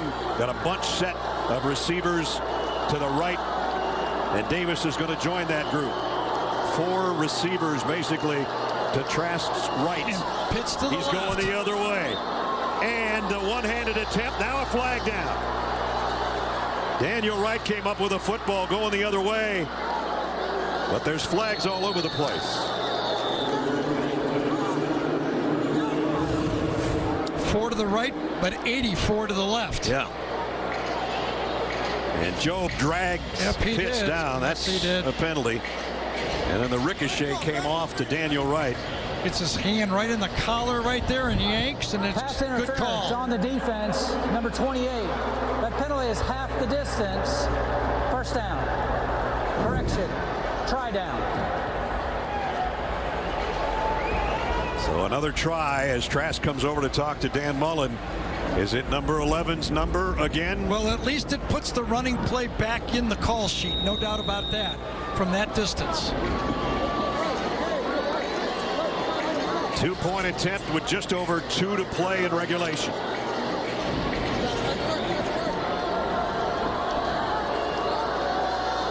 Just outside the Alabama 1. Same deal. Trask looks over to the sideline saying hurry up, hurry up, hurry up. And here he goes on a quarterback draw, and he's in. 2-point conversion for Trask.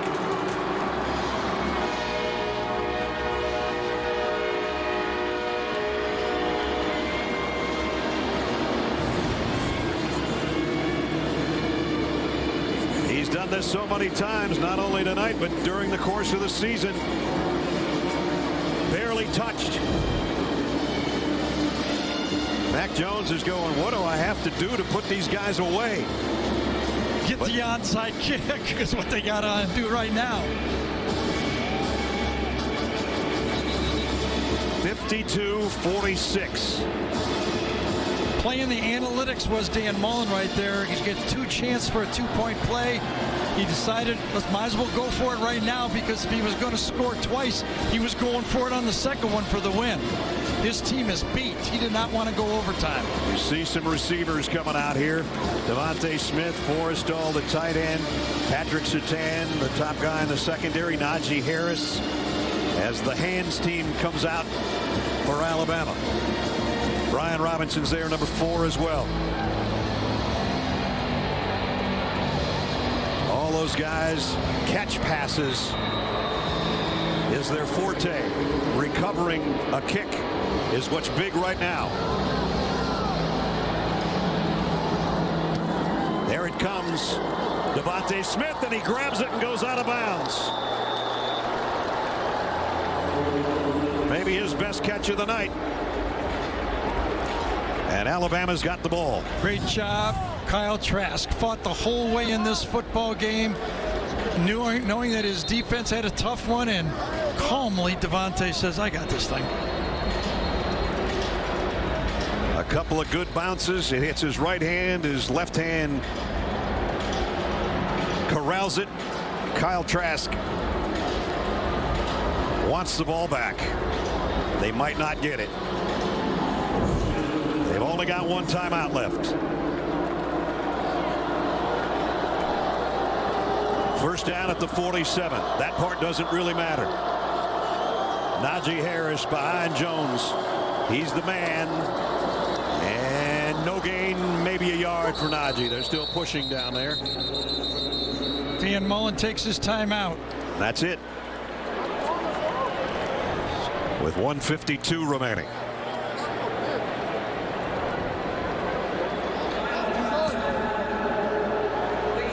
So now 2 guys have joined the group with the most passing yards in SEC championship game history. Both passing Danny Orful. Trask with 4:08. Mac Jones 4:18. So there's 112 seconds left in the game. Remember, there's 2 40-second clocks, so Alabama can take 80 seconds off of the 112. Steve Sarkisian there, letting them know that very thing. Before 4th down. Florida could get the ball back with 20 to 25 seconds with a punt. That guy is hoping they do.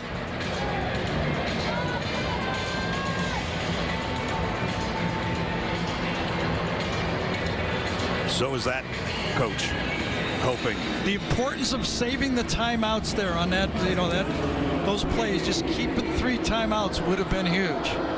Again, they've got that I formation with McMillan, the linebacker, in front of Najee Harris. And Najee is upended as soon as he got the ball by Zach Carter. And it's 3rd down and 9. And you see the play clock now at a half minute. The game clock at 1:40.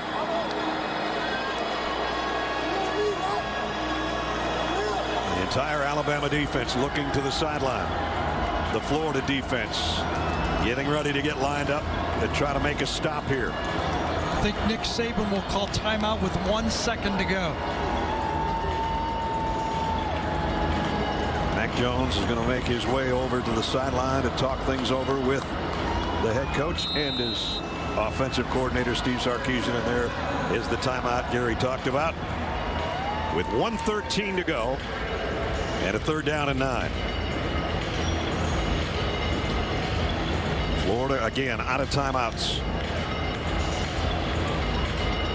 Now the question is, you've got arguably the best quarterback in the country on 3rd and 9. Do you let him throw one? I wouldn't, but it's a new world. I'm eating 40 seconds and taking my chances. I'd run the ball. The play takes maybe 3 seconds to run if it's a short gain like the last 2 have been. And if they bounce it out and pick up more than 9 yards, it's the ball game. Again, 73 seconds in the game, 40-second clock, so there's 33 seconds available. After a punt, Florida gets the ball with 25 seconds to go in the game. Najee Harris has carried the ball 30 times tonight.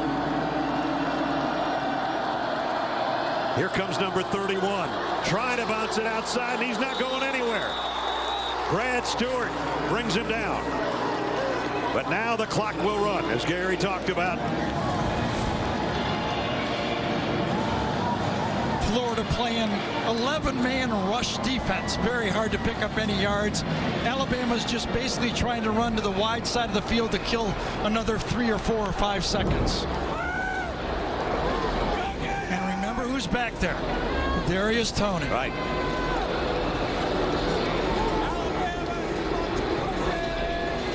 Clock winding down. Under 30 now. And down to 26. Yep. A perfect punt would be just out of bounds, right? You don't want to take the chance of Toney. And remember, if there's a Hail Mary, they've got this number 84 that plays for Florida that's 6'6" tall. The drama takes us down in the last 26 seconds. 4th down. Alabama's 2nd punt only of the night upcoming. Trask warming up on the sideline, hoping for at least a shot. And that guy averages 13.7 per punt return. And he does have a touchdown against Kentucky to his credit as a punt returner. Devontae Smith is on the field chasing down this punt from the gunner position. It's top of your screen. Charlie Scott to punt. And hits a dandy. Toney way back at the 9. Made one guy miss, but not the second one. Great coverage. A perfect punt. Helms with the tackle. There's 16 seconds left. No timeouts for the Gators. Every completion for Florida, well, they get, what, 3 or 4 plays, has to be for a 1st down. To try to get themselves set up for a Hail Mary at the end. But they're a long, long way from that goal line on the other end. Just a terrific football game for both these teams, but really salute this Florida team hanging in there. Watching the game at the beginning of the 2nd quarter, and through the 2nd quarter, it looked like they were underwater, but they came back.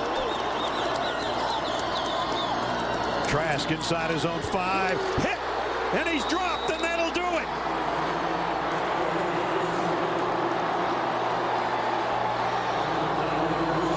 They're not going to have time for another play. They can't get their players back.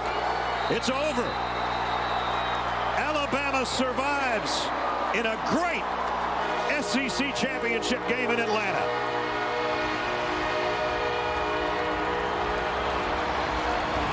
That's the one thing you couldn't have happen if you had any hope, was to take a sack. Now, Kyle Trask doesn't have to put his head down. I'll tell you that now. This Alabama football team, we know how good they are. They showed it, but both of these teams tonight put on a show. It's hard to see everybody's faces with masks on, especially the coaches, but it looked like when Nick Saban shook hands with Dan Mullen. He had a little bit of a smile on his face as if to say, holy cow, was that a game? Here's the last sack, the 5th one of the night for Alabama. Christian Harris is the one who cleans it up. He's in that spy position, and when he runs up in the pocket, he gets it. They don't come much better than this one. Lanny Dickerson says, those are my guys. Doing his little dance on the cart this time.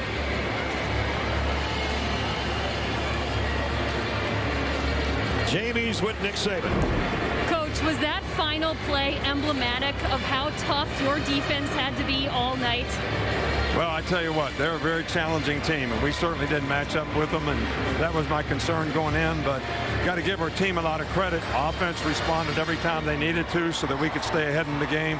Special teams made the plays they need to make at the end of the game, so it's a great team win. We knew it'd have to be this way, so I'm excited for our players. I'm excited for our fans. You know, it's something significant to me to win the SEC championship. Florida's got a great team, and we knew it'd be a tough game, and it's probably good for us to be in a dogfight, and we were certainly in one tonight. You had a lot of, you didn't have a lot of challenges up until this point this season. What can you say about the way Kyle Trask pushed your defense this evening? Well, I just think that, you know, 84-1, I mean, those two guys we couldn't guard. All right, so it was a lot of problems. We make a play down here that would have, you know, and we're offsides on defense and undisciplined type play, but hey, there's a lot of great plays in this game on both sides of the ball. I'm just proud of our guys because they did what they had to do to win. And, you know, Cal Trask did a great job, and so did their receivers. And, you know, we didn't cover them very well. Where's the appreciation for you for Mac Jones? Well, my appreciation is for every guy on our team. Now, these guys have worked hard all year long. It's been a tough year, a lot of disruptions. They've handled it extremely well. And to win the SEC championship is something I'm very proud of, and now I'm sure they'll get an opportunity to go to the playoffs. Congratulations, Coach. All right, thank you. Well, Mac Jones, they call him the Joker. No joke about this game. It was a classic all the way through. 52-46. Congratulations to the Crimson Tide of Alabama. They're your 2020 SEC champions. That's going to do it for Gary Danielson, Jamie Erdahl, Brad Nessler saying so long for Atlanta. 52-46. What a game. College football postgame show presented by Rocket Mortgage is up after these messages from Mercedes-Benz Stadium. Good night.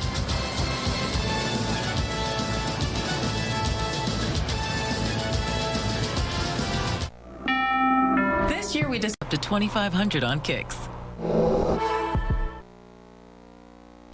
CBS Sports College Football Postgame Show is presented by Rocket Mortgage. All right, we've got lots to discuss as we welcome you to the College Football Postgame Show presented by Rocket Mortgage. Adam Zucker along with Rick Neuheisel and Brian Jones. We're going to get to their CFP rankings in a moment. We got a trophy presentation on the way as well. But let's go back to Brad Nessler in Atlanta right now.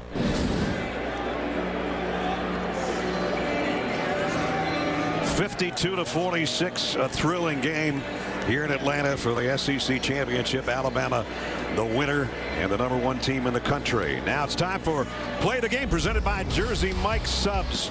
We could have picked a million of them, to be honest with you, but this happened to be the 5th touchdown pass by Mac Jones, the 2nd of the night to Devontae Smith.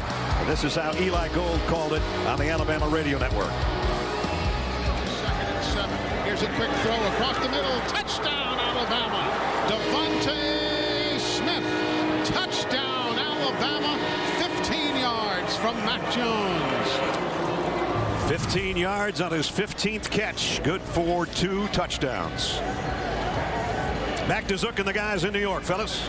All right, Ness, thanks a lot. And Mac Jones setting records, SEC championship game, passing yards. Devontae Smith, their all-time leading receiver now. Najee Harris, their all-time leading rusher. This was a classic between the two teams that have given us more matchups in SEC championship game history than any. And look at that. We said you would enjoy an offensive performance, and this is one for the ages. I mean, this triumvirate of great competitors for the Crimson Tide, these are all record-setting performances, Brian. It was epic.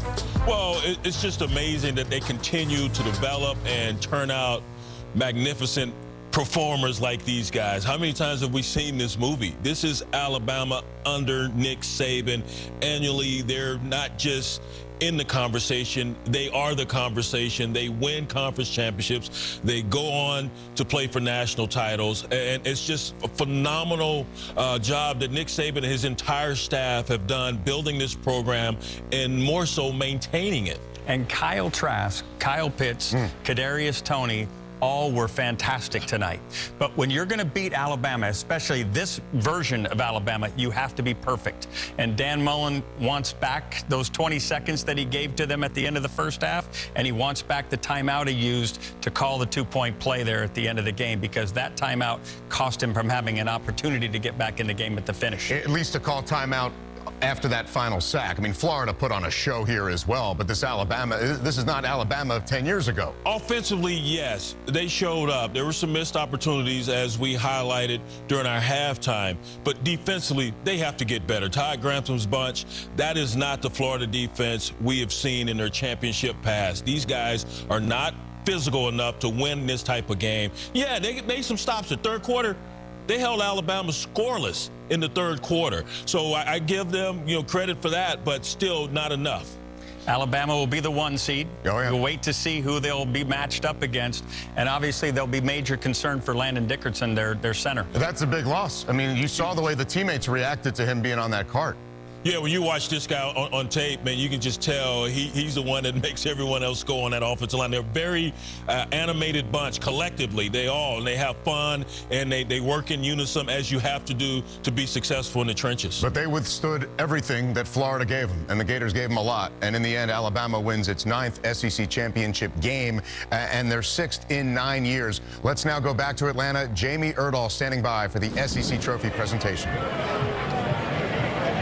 We welcome you back to Atlanta and the 16,000 plus that came here tonight to cheer on the SEC championship, as well as the millions at home that tuned into this excellent game after a turbulent football season.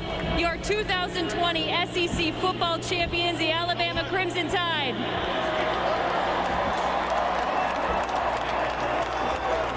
We want to welcome on stage Alabama University President Dr. Stuart Bell, as well as the athletic director Greg Byrne. And we want to introduce to you your 2020 SEC Championship Game MVP, Najee Harris.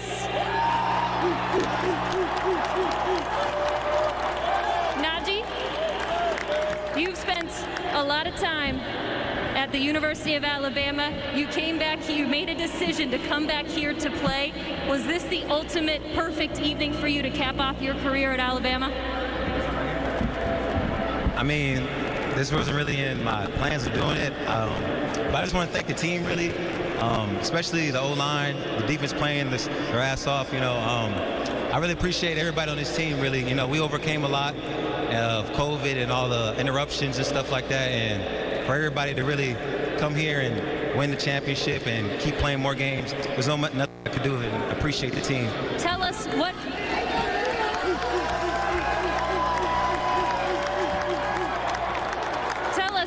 was the hardest, most challenging part of this season? You mentioned all of the obstacles this team had to overcome. What was the hardest part? The hardest part really was all the interruptions of obviously COVID. Then just really knowing if we're going to be able to play or not, knowing if the seniors will be able to play too and create more value for themselves. So just for us to overcome all that, it really shows how together we are as a team. Well, you've created value for yourself as the MVP of this 2020 SEC Championship game. Congratulations, Coach. You told us at one point this season how close-knit this team is. How did that help in a game like this? Well, first of all, I'd like to congratulate all the players out there for doing a great job all season long. I think the fact that two guys stuck together and hung together and everybody bought in and did the things that we need to do created tremendous unity on this team, which really helped us win 11 games now in the SEC Championship, and I'm proud as hell of all of you. Appreciate you, man. Thank you. And for all those fans up there, Roll Tide. Thank you for your support, man. Thank you. Coach, this is your 9th SEC championship win. Does this one feel different because of how odd this season was? This is the best. This is the absolute best because I absolutely love this team. I love all the adversity that they had to overcome and resiliency that they went through to be able to do this, and I appreciate it. Thank you. Coach, congratulations. I want to introduce the commissioner of the SEC, Mr. Greg Sankey. Thanks, Jamie. I want to ask everybody here to join me thanking the young men here in the Florida locker room and on the 14 football teams of the Southeastern Conference, the greatest football conference in college sports. What they did this year is amazing. Congratulations to the East Division champions, University of Florida. Great game this evening, great competition. That's who we are. Alex and Najee, you're going to take that championship trophy. University of Alabama is the 2020 champions of the Southeastern Conference in the great sport of football. Congratulations. The SEC did what many thought couldn't be done this fall. You completed a wonderful season, and Alabama is once again your 2020 SEC football champions. Congratulations, University of Alabama.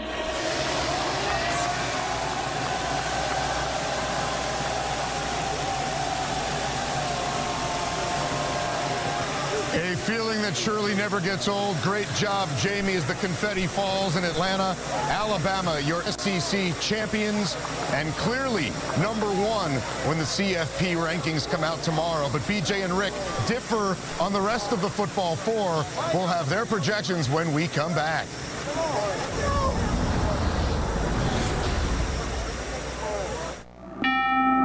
When we heard there was